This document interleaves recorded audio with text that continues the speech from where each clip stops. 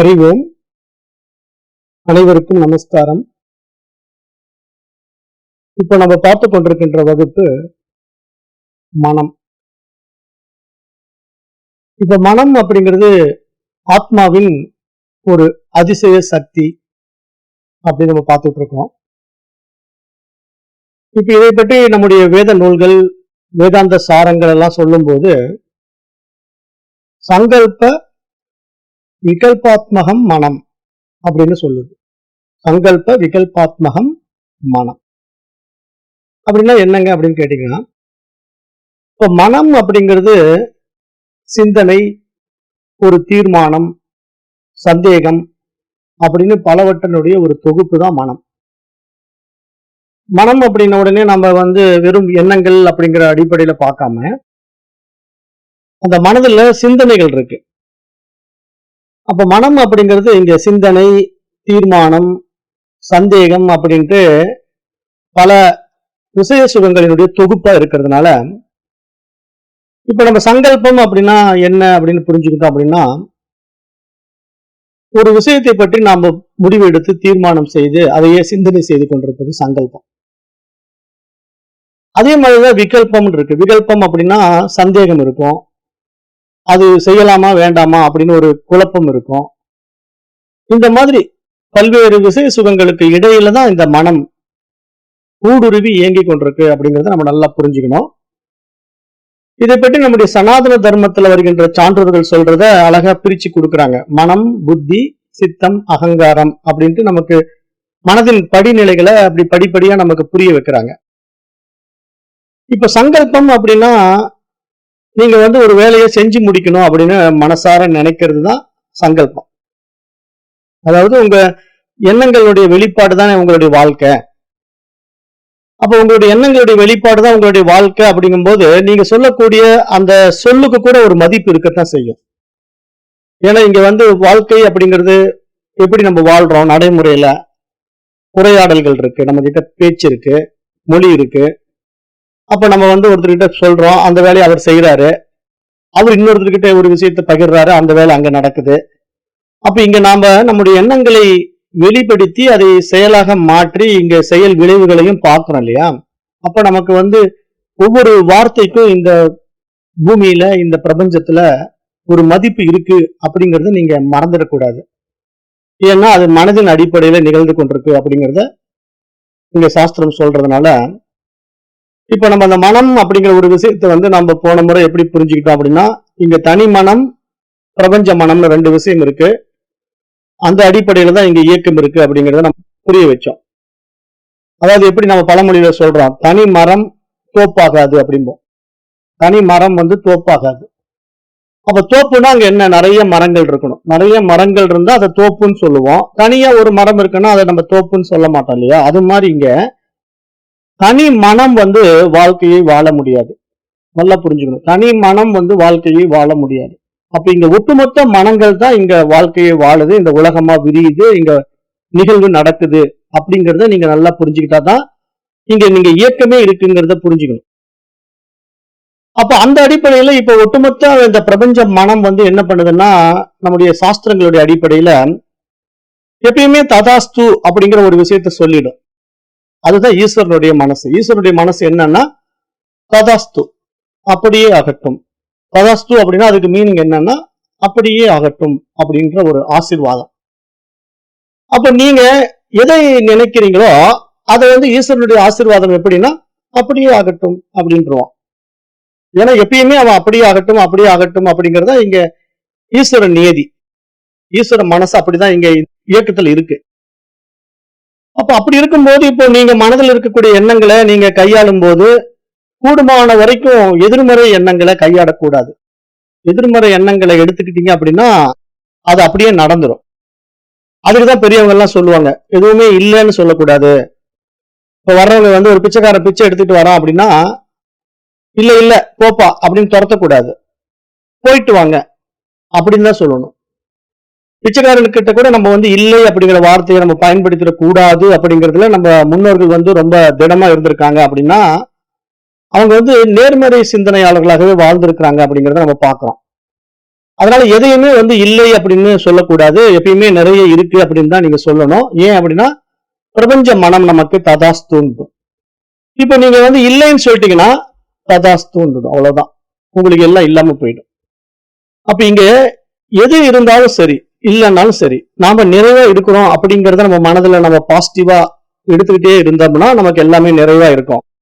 ஆனா நம்ம இல்ல இல்ல இல்லன்னு புலம்ப ஆரம்பிச்சு நெகட்டிவாவே வாழ ஆரம்பிச்சோம் அப்படின்னா நமக்கு எல்லாமே இல்லாம போயிடும், நெகட்டிவா அப்ளை ஆயிடும். அதுக்கு எப்படி நடக்குது, என்ன காரணம் அப்படின்னா ஈஸ்வர மனம் தான் காரணம். ஏன்னா ஈஸ்வர மனம் என்ன சொல்லுதுன்னா ததாஸ்து அப்படின்னு சொல்லிடுது. நீ விரும்புவதை அப்படியே ஆகட்டும் அப்படியே ஆகட்டும் அப்படின்னு சொல்லிடும். அப்ப அதனாலதான் அந்த காலத்துல பெரியவங்க எல்லாம் வீட்டுல கூட சொல்லுவாங்க, வீட்டுல உப்பு தீர்ந்து போச்சுன்னா தீர்ந்து போச்சுன்னு சொல்லக்கூடாது, உப்பு தீர்ந்து போச்சுன்னு சொல்லாதீங்க, உப்பு வாங்கிட்டு வாங்கன்னு மட்டும் தான் சொல்லணும். உப்பு இருக்கு, கொஞ்சம் வாங்கிட்டு வாங்க அப்படின்னு சொல்லுவாங்க. அப்ப நிறைய பெண்மணிகள் வீட்டுல என்ன பண்ணுவாங்கன்னா உப்பு வந்து இருக்கும்போதே வாங்கி வாங்கி வச்சுக்குவாங்க, உப்பு தீரவே கூடாது அப்படின்னு அவங்க நினைப்பாங்க. காரணம் என்னன்னா உப்புங்கிறது லக்ஷ்மி அப்படிங்கிற ஒரு மனோபாவம் நம்ம இடத்துல உண்டாக்கி வைக்கப்பட்டிருக்கு. அந்த காலத்துல எல்லாம் மக்களுக்கு புரியுற மாதிரி, அதாவது பாசிட்டிவ் நெகட்டிவ் அப்படிங்கிற விஷயத்த சொன்னா நம்மளால புரிஞ்சுக்க முடியாது இல்லையா, மெச்சூரிட்டி இல்லாத மனிதர்கள் அப்படிங்கறதுனால கிராமத்துல இருக்கிறவங்க போய் பாசிட்டிவா நீ நடந்துக்கோ நெகட்டிவா நீ பேசாத அப்படின்னு சொன்னா அவனுக்கு என்ன சொல்லுவான், என்னமோ சொல்றான் அப்படின்ட்டு கடந்து போயிடுவான். அதுவே நம்ம வந்து எப்பயுமே நிறைவா இருக்குன்னு சொல்லி பழகு, அது லக்ஷ்மிப்பா. அப்ப லக்ஷ்மி வந்து நீ வீட்டுல இருக்கு இருக்குன்னு சொல்லு, உனக்கு வீட்டுல லக்ஷ்மி தாண்டவம் ஆடுவா. நீ இல்ல இல்லன்னு சொன்னீங்கன்னா உனக்கு லக்ஷ்மி இல்லாம போயிடுவா அப்படின்ட்டு அந்த பாமரனுக்கு புரியுற மாதிரி அவனுக்கு விருப்பமான ஒரு தேவதைய லக்ஷ்மியை உண்டாக்கி அந்த லக்ஷ்மியின் மூலமா நீ வந்து இருக்கு இருக்குன்னு சொன்னீங்கன்னா உனக்கு லக்ஷ்மி வீட்டுல தாண்டம் ஆடுவா. அதனால உப்புல லக்ஷ்மி இருக்கிறா, உப்பு தீரக்கூடாது, இருக்கு இருக்குன்னு சொல்லு, இல்லைன்னு மட்டும் சொல்லிடக்கூடாது அப்படிங்கிற அடிப்படையில பெரியவங்க சொல்லி கொடுக்குறாங்க இல்லையா.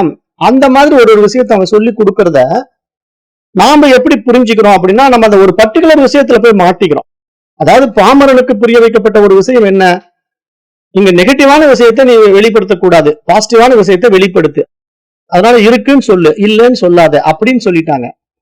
ஆனா நாம என்னன்னா அந்த உப்புலதான் மூழ்கிட்டோம், உப்புலதான் லட்சுமி இருக்கிறா அப்படின்ட்டு நம்ம நினைச்சுக்கிட்டு அந்த உப்பை வீட்டுக்குள்ள வாங்கி வாங்கி கொட்டி வச்சுக்கிறோம், உப்பு இருக்கு இருக்குன்னு சொல்லிட்டு இருக்கோம்.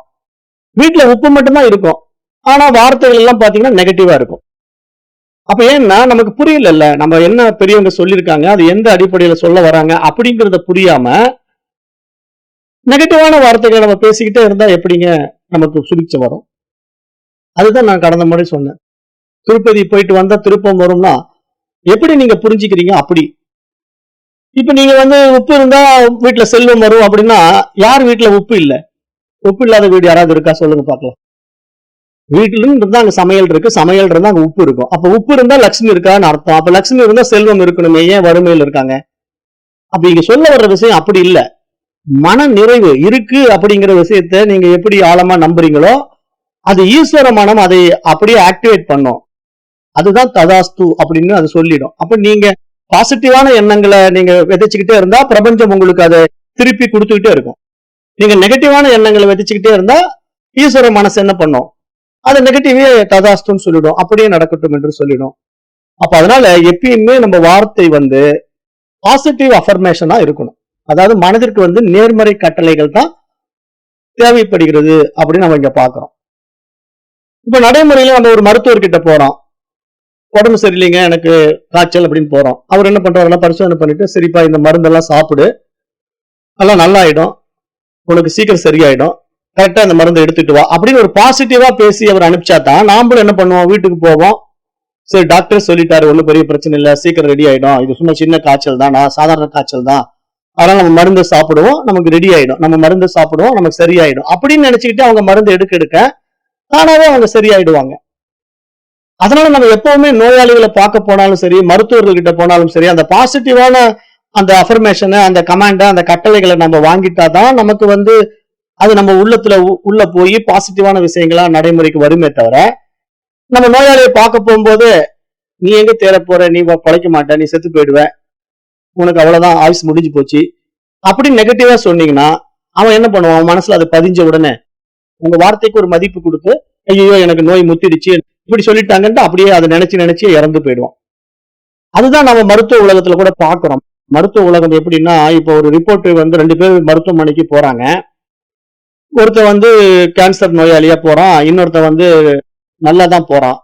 2 பேருக்கும் வந்து பிளட் டெஸ்ட் பண்றாங்க. அது என்ன பண்ணிட்டாங்க, பிளட் டெஸ்ட் பண்ணும்போது பேரை மாத்தி எழுதிட்டாங்க, ரிப்போர்ட் மாறிடுச்சு. இப்ப கேன்சர் இல்லாதவனுக்கு வந்து கேன்சர் அப்படிங்கறத கன்ஃபார்ம் பண்ணிட்டாங்க. கேன்சர் இருந்தவனுக்கு ஒண்ணுமே இல்லை அப்படின்னு சொல்லிட்டாங்க. இதுதான் ஜஸ்ட் ஒரு சின்ன மாற்றம் நடந்தது அந்த டெஸ்ட் ரிப்போர்ட்ல. 2 பேர் மருத்துவமனைக்கு போறாங்க, டெஸ்ட் பண்றாங்க. ஒருத்தனுக்கு வந்து கேன்சர் இருக்கு, ஒருத்தனுக்கு கேன்சர் இல்ல. இத வந்து யார் சொல்றா, மருத்துவமனையில ரெக்கார்டு சொல்லுது. இத பார்த்த உடனே அந்த கேன்சர் இல்லாதவன், ஐயோ எனக்கு கேன்சர் வந்துருச்சா அப்படின்னு ஒரு அதிர்ச்சி அடையறான். அந்த செகண்ட் அதிர்ச்சி அடையறான். அப்படியே வீட்டுக்கு போறான், மனவேதனை அடையறான். எனக்கு பிளட் ரிப்போர்ட்ல கேன்சர் வந்துருச்சு, இன்னும் நான் ரொம்ப நாளைக்கு இருக்க மாட்டேன், அப்ப நான் சீக்கிரம் செத்துடுவேன், அப்படி இப்படின்னு அவன் நெகட்டிவான எண்ணங்களை மனதுக்குள்ள விதைச்சு விதைச்சு அப்படியே நோயாளியா மாறி நாளடைவில் அவன் இறந்தும் போறான். அதுவே வந்து கேன்சரோட போனவன் அந்த ரிப்போர்ட்ல கேன்சர் இல்லைன்னு தெரிஞ்சிட்டான். அவன் வீட்டுக்கு வரான், வீட்டுல வந்து சந்தோஷமா குதிக்கிறான். எனக்கு ஒண்ணுமே இல்லை தெரியுமா, எனக்கு கேன்சர் நினைச்சிட்டு இருந்தேன், அந்த டாக்டர் கேன்சர்னு சொன்னாரு, இப்ப நான் போய் டெஸ்ட் பண்ணி பார்த்தேன், எனக்கு கேன்சர் இல்லையாமா, நல்லா தான் இருக்கேன், எனக்கு ரிப்போர்ட் கியூரா வந்துருச்சு, எந்த பிரச்சனையும் இல்ல, அப்ப தப்பான ரிப்போர்ட்டை கொடுத்துட்டாங்க, எனக்கு நோயே இல்லை அப்படின்னு அவன் குதிச்சு கும்மாளம் அடிச்சு அவன் சந்தோஷமா இருக்கிறான். அவன் பாத்தீங்கன்னா கேன்சரே இல்லாம போயிட்டான், ரெடி ஆயிட்டான். ஒரு மிகப்பெரிய நோய் கேன்சர் கட்டி அவனுக்கு வந்து அவனை கொன்னுடும் நினைச்சுக்கிட்டு இருந்த ஒரு நோயிலிருந்து ஒரு கேன்சர் நோயாளி விடுதலை ஆயிட்டான். கேன்சரே இல்லை அப்படின்றவன் ஒருத்தர் கேன்சர் வந்து செத்து போயிட்டான். அதுக்கு என்ன காரணம் அப்படின்னு பாத்தீங்கன்னா, மனதில் விதைக்கப்பட்ட கட்டளை, கமாண்ட், அஃபர்மேஷன். அது நெகட்டிவ் அஃபர்மேஷன், ஒருத்தருக்கு பாசிட்டிவ் அஃபர்மேஷன். இதை நீங்க நல்லா புரிஞ்சுக்கணும். அதாவது இங்க விதைக்கிற விதை எப்படியோ அப்படித்தான் விளைச்சல், இல்லையா? அதான் நான் உங்களுக்கு சொல்லுவேன், மாங்காய் விதையை விதைச்சிட்டு தேங்காய் எதிர்பார்த்தா வருமா? எப்படி வரும்? விதைச்சது மாங்காய் இல்லையா? அப்ப நீங்க தேங்காய் வச்சாதான் தேங்காய் மரம் வரும். மாங்காய் விதைச்சிட்டு எனக்கு மாங்காய் மரத்துல தேங்காவை காணும்னு கேட்டா எப்படி ஒரு முட்டாள்தனமோ, அது மாதிரி வாழுகின்ற வாழ்க்கையில எதிர்மறை எண்ணங்களை நம்ம விதைச்சுக்கிட்டு எனக்கு இது நடக்கல, அது ஆகல, இது முடியாது, இது சரியாகாது, இப்படி அப்படி இப்படின்ட்டு என்னென்ன ஆகாவளி விஷயங்களை பூரா உள்ள ஏத்திக்கிட்டு வாழ்ந்துகிட்டு எனக்கு நல்லதே வரமாட்டேங்குது, எனக்கு கஷ்டமே கஷ்டம் அப்படின்னு சொன்னா எப்படிங்க வரும்? வராதுன்னு தான் சொல்றோம். அதுதான் மனம்ங்கிற விஷயமே நம்ம பேசிக்கிட்டு இருக்க சாஸ்திரம். அப்ப மனம் அப்படிங்கிறது ஆத்மாவின் ஒரு அதிசய சக்தியா இருக்கிறதுனால அது ஈஸ்வரனுடைய மனசு, அதாவது பிரபஞ்ச மனம், யூனிவர்சல் மைண்ட், காஸ்மிக் மைண்ட். அதுல வந்து நீங்க என்ன மாதிரி கட்டளைகளை பிறப்பிக்கிறீங்களோ அது அப்படியே ததாஸ்துன்னு சொல்லிடும். வாழுகின்ற வாழ்க்கை உங்களிடத்திலேயே கொடுக்கப்பட்டிருக்கிறது. உன் வாழ்க்கை உன் கையில், ஃப்ரீ வில் நம்ம கிட்ட இருக்கு. ஆனா நம்ம அதை பயன்படுத்த தெரியல. நான் வந்து முடியாது, நடக்காது, ஆகாது, இது சரிப்பட்டு வராது அப்படின்னே வாழ்ந்துட்டு இருந்தா எப்படிங்க வாழ்க்கையில சுபிச்ச வரும்? வராதுங்கிறத இங்க புரிஞ்சுக்கிட்டு வாழணும். அப்படிங்கறதுதான் மனம் அடிப்படையில நம்ம பார்த்துக்கிட்டு இருக்கோம். அப்ப மனதுல ஒரு விஷயம் ஆழமா பதியுது அப்படின்னா, அப்படி பதியக்கூடிய விஷயம் வந்து நேர்மறை வார்த்தைகளா இருந்தா அது நமக்கு மந்திரம். அதுவே நீங்க எதிர்மறை எண்ணங்களா உள்ள விதைச்சிட்டீங்க அப்படின்னு வச்சுக்கீங்களேன், அதுதான் உங்களுடைய வாழ்க்கையை அழிக்கக்கூடிய தந்திரம். அப்ப இங்க நீங்க மந்த்ரா தந்திரா அப்படிங்கிற விஷயத்துல நீங்க தடம் மாறி போகிறீங்க அப்படின்னா, ஒருத்தருடைய எதிர்மறை எண்ணங்களை கேட்டுட்டீங்க அப்படின்னா நீங்க வாழ்க்கையில வெற்றி பெறவே முடியாது, கீழ்நிலையே போயிடுவீங்க, மேல வரவே முடியாது. இதையெல்லாம் நம்முடைய மகான்கள் நிறைய பாடல்கள் மூலமாகவும் உரைநடைகள் மூலமாகவும் அறிவுறுத்திருக்காங்க. நிறைய மகான்களுடைய பாடல்கள் எல்லாம் இருக்கு. அபிராமி அந்தாதி நீங்க எல்லாருமே படிச்சிருப்பீங்க. அபிராமி அந்தாதி எல்லாருக்கும் தெரியும். அது வந்து இந்த பிரபஞ்ச சக்தியை நமக்கிட்ட இருக்கக்கூடிய ஒரு அருமையான பாடல் தான் இந்த அபிராமி அந்தாதி. ஏன்னா அங்க வந்து எல்லாமே பாருங்களேன் பாசிட்டிவா அஃபர்மேஷன் இருக்கும். அவர் பாடுவார் பாருங்க, தனம் தரும், கல்வி தரும், ஒரு நாளும் தளர்வறியா மனம் தரும், தெய்வ வடிவம் தரும், நெஞ்சில் வஞ்சமில்லா இனம் தரும், நல்லன எல்லாம் தரும் அன்பர் என்பவர்க்கே. அபிராமி அந்தாதி. அப்ப எவ்வளவு ஒரு பாசிட்டிவான வைப்பு பாத்தீங்களா? அதுக்குதான் இந்த மாதிரி பாடல்கள் நம்ம கேட்கணும். சும்மா பக்தி பாட்டு இல்லாது நம்முடைய மனதை பாசிட்டிவா மாற்றுகின்ற அஃபர்மேஷன் கமாண்ட்ஸ், அதை நல்லா புரிஞ்சுக்கணும். அதாவது நம்ம வந்து சும்மா ஒரு கந்த சஷ்டி கவசம் வீட்டுல போட்டு கேட்டா அப்படியே வீட்டுல செல்வம் வந்துருமானா எப்படிங்க வரும்? கந்த குரு கவசத்தை போட்டு வீட்டுல பாட்டு ஒலிக்க வச்சுட்டா வீட்டுல பலன் கிடைச்சிடும்னா எப்படிங்க வரும்?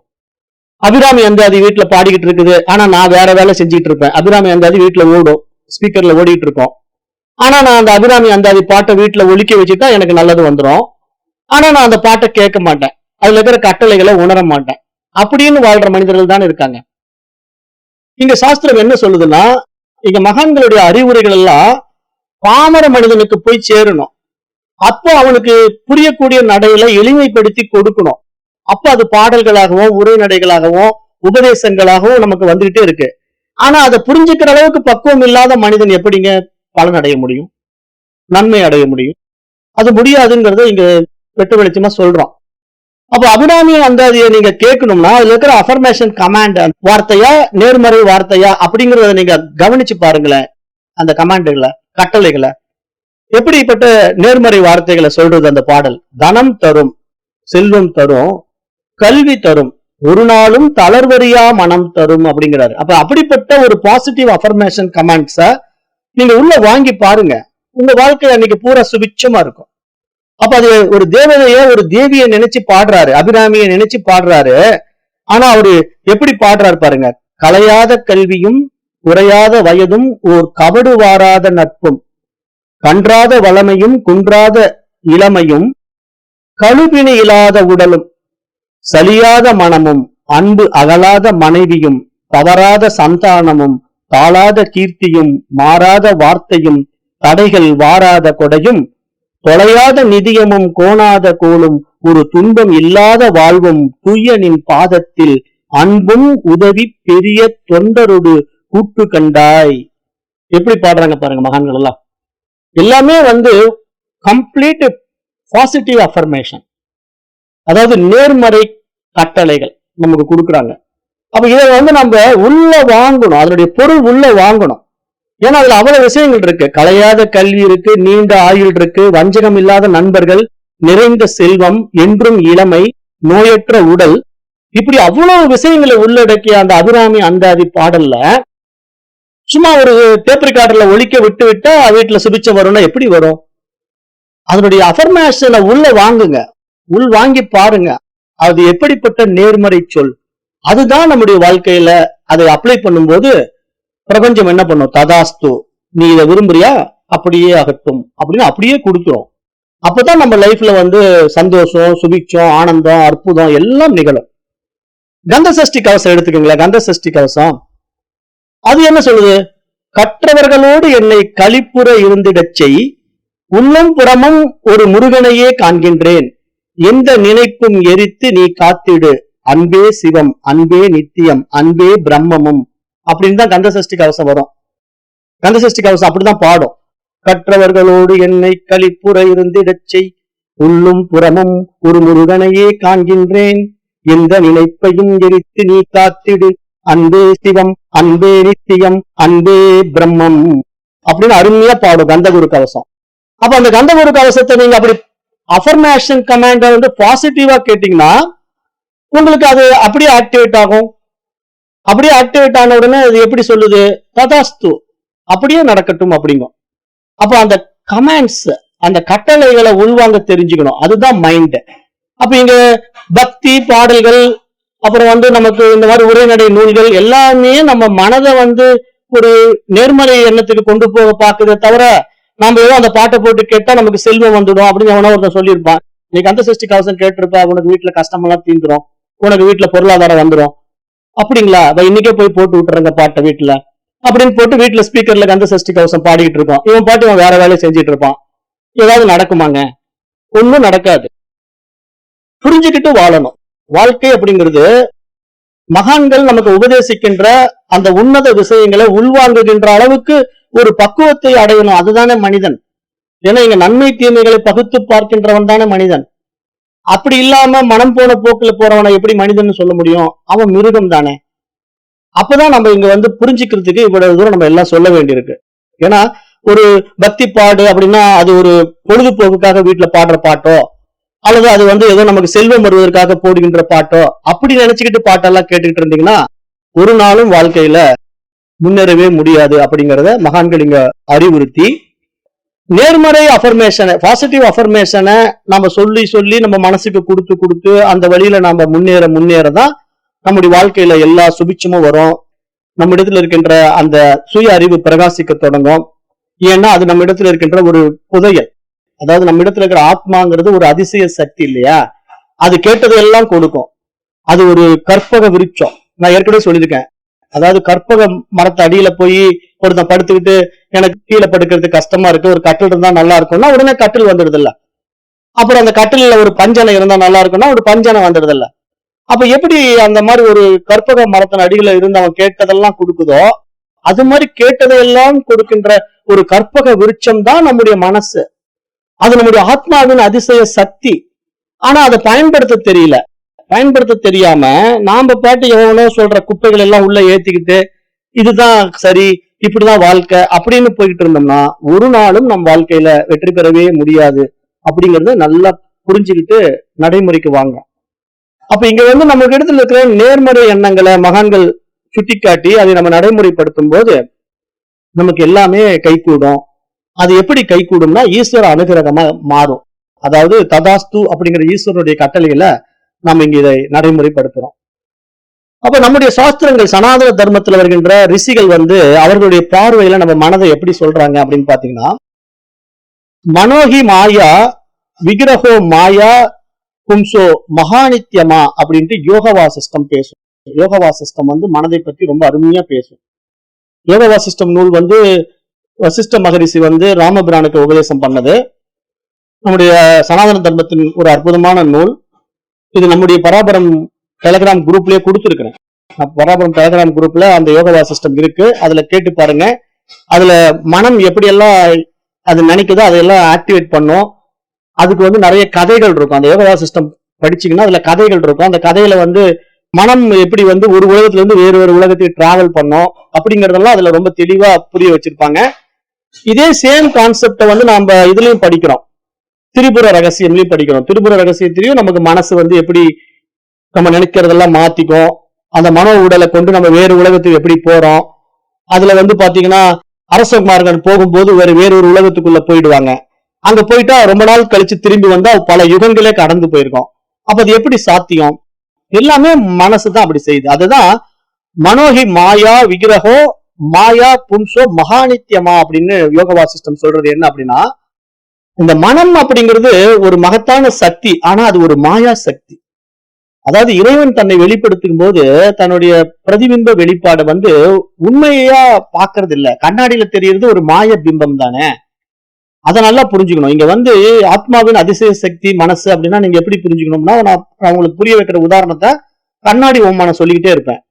இப்ப நான் போய் நிக்கிறேன் அப்படின்னா என்னுடைய உருவம் கண்ணாடியில தெரியுதுன்னா கண்ணாடியில் தெரிகிற பிரதிபிம்பம் ஒரு மாய பிம்பம் தானே. அது உண்மை கிடையாதுல்ல. உண்மையா நான் இந்த பக்கம் இருக்கிறேன், ஆனா அந்த பக்கம் கண்ணாடியில என்னுடைய உருவம் பிரதிபிம்பிக்கும். ஆனா பிரதிபிம்பிக்கிற உருவம் என்னை போலவே இருக்கும், ஆனாலும் அது உண்மை இல்லை, அது ஒரு மாய தோற்றம். அதைத்தான் இங்க சாஸ்திரம் சொல்லுது. இந்த மனம் என்பதே ஒரு மாயா. ஏன்னா இங்க மனம் என்பதுதான் சக்தி. இங்க நம்ம மனசுதான் ஆத்மாவின் அதிசய சக்தி, மாயா சக்தி. அப்ப இது என்ன பண்ணுதுன்னா, நீங்க என்ன அந்த பிரதிபிம்பத்தை வெளிப்படுத்த விரும்புறீங்களோ அதை வெளிப்படுத்தி காட்டும். அப்ப அந்த கண்ணாடிங்கிற மனசுல நீங்க எதை கொண்டு போய் காட்டினாலும் அதை அப்படியே வெளிப்படுத்தி காட்டும்ல. கண்ணாடி அப்படிதானே. இப்ப கண்ணாடி முன்னாடி போய் நீங்க ஒரு நெருப்பை காட்டினீங்கன்னா கண்ணாடியில நெருப்பு தெரியும். நீங்க ஒரு நீரை காட்டினீங்கன்னா நீர் தெரியும். அது மாதிரி நீங்க எதை காட்டினாலும் அதை அப்படியே பிரதிபிம்பித்து காட்டும். அப்படிங்கும் போது இப்ப நீங்க மனசுக்கு எதை காட்டணும்? பாசிட்டிவ் அஃபர்மேஷனை காட்டுங்க, நேர்மறை எண்ணங்களை காட்டுங்க. அப்ப உங்களுடைய மனம் அந்த நேர்மறை எண்ணங்களை பிரதிபிம்பித்து இந்த உலகத்துல எல்லாம் கரெக்டா நடக்கும். நீங்க எதிர்பார்க்கறதெல்லாம் நடக்கும். உங்களுடைய வாழ்க்கையில சுபிச்சம் வரும், சந்தோஷம் வரும், மகிழ்ச்சி வரும். அதுதான் நம்ம மனசுக்கு கொடுக்கணுமே தவிர நாம வேணா எல்லாமே நெகட்டிவா காட்டிக்கிட்டு எனக்கு இது நடக்காது, இது சரிப்பட்டு வராது, இவன் ஏமாத்துறான், அவன் கெட்டவன், இவன் போலி, அப்படி இப்படின்னு நீங்க உலகத்துல என்னென்ன விஷயங்களை வேண்டாத விஷயங்கள் எல்லாம் வெறுப்புகளை விதைச்சுக்கிட்டு அதை நடைமுறைப்படுத்த முயற்சி எடுத்தீங்கன்னா அந்த கண்ணாடி என்ன பண்ணும்? ஓ, இப்ப இதைதான் இவர் பிரதிபிம்பி காட்ட விரும்புறார் போல் இருக்கு, இவர் வேண்டாங்கிறார் போல் இருக்கு, நடக்கக்கூடாதுங்கிறார் போல் இருக்கு அப்படின்னு புரிஞ்சுக்கும்.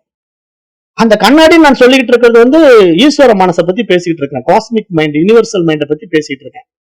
அப்ப நீங்க உங்க மனதுல ஒரு தவறான விஷயத்தை விதைச்சிட்டீங்க அப்படின்னா அதையே அதை ஆக்டிவேட் பண்ணிடும்.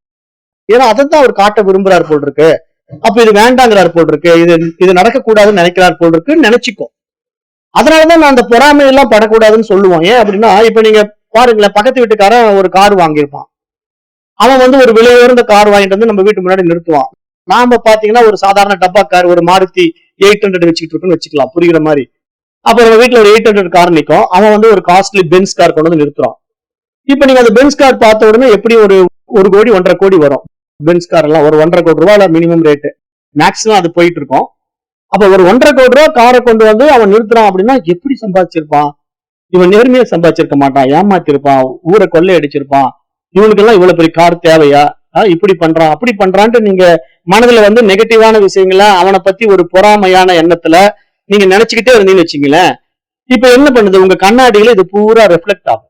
ஏன்னா பிரபஞ்சம் தானே உங்க கண்ணாடி, உங்க மனம்ங்கிற கண்ணாடி வந்து பிரபஞ்சம் தான். அப்ப அது என்ன நினைக்கும்னா, ஓ அப்ப இவனுக்கு வந்து கார் வாங்கினா பிடிக்காது போல் இருக்கு, அப்ப அந்த காருங்கிற விஷயத்துல இவன் இன்ட்ரெஸ்ட் இல்லாம அதை எதிர்க்கிறான், வேண்டாங்கிறான், அது கெட்டதான் நினைக்கிறான். அப்ப இவனுக்கு என்றைக்குமே நம்ம கார் கொடுக்க கூடாது அப்படின்ட்டு இருக்கிற காரையும் விற்க வச்சிடும். அந்த பக்கத்து வீட்டுக்காரை பார்த்து பொறாமப்பட்டு 1.5 கோடி கார் வாங்கிட்டான்னு வயிறு எரிஞ்சவன் மாருதி 800 காரை வெறும் ஒரு 1 லட்சம் ரூபாய்க்கு வாங்கி வச்சிருப்பான், விலை கம்மியில. அது ஏதோ டடக்கா புடக்கான உருட்டிக்கிட்டு அங்க இங்க போயிட்டு வந்துட்டு இருப்பான். அதையும் விற்க வச்சிடும். ஏன்னா காரே உனக்கு பிடிக்கலங்கிறீல்ல, நீதான் கார் வேண்டாங்கிறீல்ல அப்படின்ட்டு என்ன பண்ணோம்னா, அந்த 800 காரையே ஒரு இடத்துல கொண்டு போய் ரிப்பேர் பண்ணி, அந்த காரை வேண்டாம் போ, வாங்கினா நல்ல கார் வாங்கலாம், இல்லைன்னா காரை வேண்டாம் அப்படின்னு சொல்லிட்டு அந்த காரை டிஸ்போஸ் பண்ணிடுவான். அப்புறம் பாத்தீங்கன்னா 2 வீலர்ல போயிட்டு இருப்பான். ஏன்னா இவன் வந்து எதிர்பார்த்தது என்ன, அவன் கார் வாங்கிட்டான் அப்படின்னு பொறாமப்பட்டான், அவன் வாழ்க்கையில அது நடக்காம போயிடுச்சு. அதுவே நீங்க அந்த கமாண்ட பாசிட்டிவ் அஃபர்மேஷனா பண்ணுங்களேன். பக்கத்துல அவன் கார் வாங்கிட்டான், 1.5 கோடி ரூபாய் போட்டு பென்ஸ் கார் கொண்டு நிறுத்துறான், நீங்க பாத்தீங்க அருமையா இருக்குங்க கார், ரொம்ப சூப்பரா இருக்கு, ரொம்ப நான் நேசிக்கிறேன், எக்ஸலண்ட் கார், இது இந்த மாதிரி ஒரு கார் வாங்கணும், இது மாதிரி ஒரு கார் கண்டிப்பா நாமளும் வாங்கணும், இதை விட நல்ல விலை உயர்ந்த கார் நம்ம வாங்கணும், அவரும் இன்னும் நல்ல கார் வாங்கியிருக்கலாம், இன்னும் நல்ல கார் கிடைச்சிருக்கு மார்க்கெட்ல, நம்ம அவரை பார்த்து இதை பத்தி பேசுவோம் அப்படின்ட்டு நீங்க போய் இந்த கார் என்ன ரேட்டுக்கு வாங்குனீங்க, ஏன் இதை விட நல்ல மாடல்லாம் இருக்குல்ல, ரொம்ப ஹையர் எண்ட பார்த்து எடுத்துக்கலாம் இல்லையா, ஏன் இதை போய் எடுத்தீங்க அப்படின்னு நம்ம கேட்கும்போது, அவரு இந்த மாதிரி என்னுடைய பைனான்ஸ் பொசிஷனுங்க, இந்த மாதிரி நான் பிசினஸ்க்கு தான் எனக்கு போதும் அப்படின்னு அவர் சொல்லும்போது அதை நம்ம பார்த்துட்டு பிளஸ் பண்ணிட்டு ரொம்ப ஹாப்பியா இருக்குங்க நீங்க வாங்கினது, எனக்கு சந்தோஷம், நான் இது மாதிரி ஒண்ணு வாங்குறேங்க அப்படின்னு சொல்லிட்டு வந்தோம்னா, அப்ப யூனிவர்சல் என்ன நினைக்கும், ஓ இவன் கார் விரும்புறான், கார் வாங்கணும்னு நினைக்கிறான், அப்ப நல்ல விலை உயர்ந்த கார் ஆசைப்படுறான், கொடுத்துடலாம் அப்படின்ட்டு ததாஸ் தூண்டுறோம். அப்ப உடனே உங்களுக்கு அதே மாதிரி ஒரு கார் எதிர்காலத்துல கிடைக்கும். அப்ப இங்க நம்ம மனம் எப்படியோ அப்படிதான் வாழ்க்கை. உன் மதி எதுவோ உன் கதி அதுவே அப்படின்னு அஷ்டாவகர கீதை அழகா சொல்லி கொடுக்குதுன்னு நான் பலமுறை சொல்லிக்கிட்டே இருப்பேன். அப்ப நம்ம இங்க என்ன புரிஞ்சுக்கணும் அப்படின்னா, நீங்க சிந்தனைகளை நேர்மறையா விதைக்காம எதிர்மறையா விதைச்சிட்டு எனக்கு நல்லதே வரல, எனக்கு பிரச்சனையா இருக்குன்னு சொன்னா வரத்தான் செய்யும். நோயும் அப்படிதான், எனக்கு நோய் இருக்கு, எனக்கு கேன்சர் இருக்கு, எனக்கு அந்த பிரச்சனை இருக்கு, எனக்கு கட்டி இருக்கு, எனக்கு ஹெர்னியா இருக்கு, எனக்கு அந்த நோய் இருக்குன்ட்டு ஏதாவது ஒண்ணு சொல்லிக்கிட்டே மனசுக்குள்ள போட்டுக்கிட்டு அதையே சிந்தனை பண்ணிக்கிட்டு, அப்புறம் இவன் எனக்கு செட் ஆக மாட்டான், இது சொன்னா நடக்காது, அப்படி இப்படின்ட்டு ஆயிரம் கற்பனைகளை உங்களுக்கு எதிர்மறை எண்ணங்களை விதைச்சுக்கிட்டு நீங்க வாழ்ந்துகிட்டே இருந்தீங்கன்னா அது பெருசாகி பெருசாகி உங்களை அந்த நோயாளியா மாத்தி உங்களை அந்த நோயை பெருசு பண்ணி அதுலயே அழிச்சிடும். ஏன்னா நீங்க அதை விரும்புறீங்கன்ட்டு அதை நினைச்சுக்கும். யூனிவர்சலை பொறுத்த வரைக்கும் எப்பயுமே இல்லை அப்படிங்கிறது கிடையவே கிடையாது. அது நல்லா புரிஞ்சுக்கணும். யூனிவர்சல் கிட்ட மட்டும் இல்லை அப்படிங்கிற விஷயம் கிடையாது. நீங்க எது கேட்டாலும் கொடுக்கும். ஏன்னா அது கற்பக விருட்சம். நான் தான் பலமுறை சொல்லிட்டேன், கற்பக விருட்சம்னா கேட்கறதெல்லாம் கொடுக்கும்.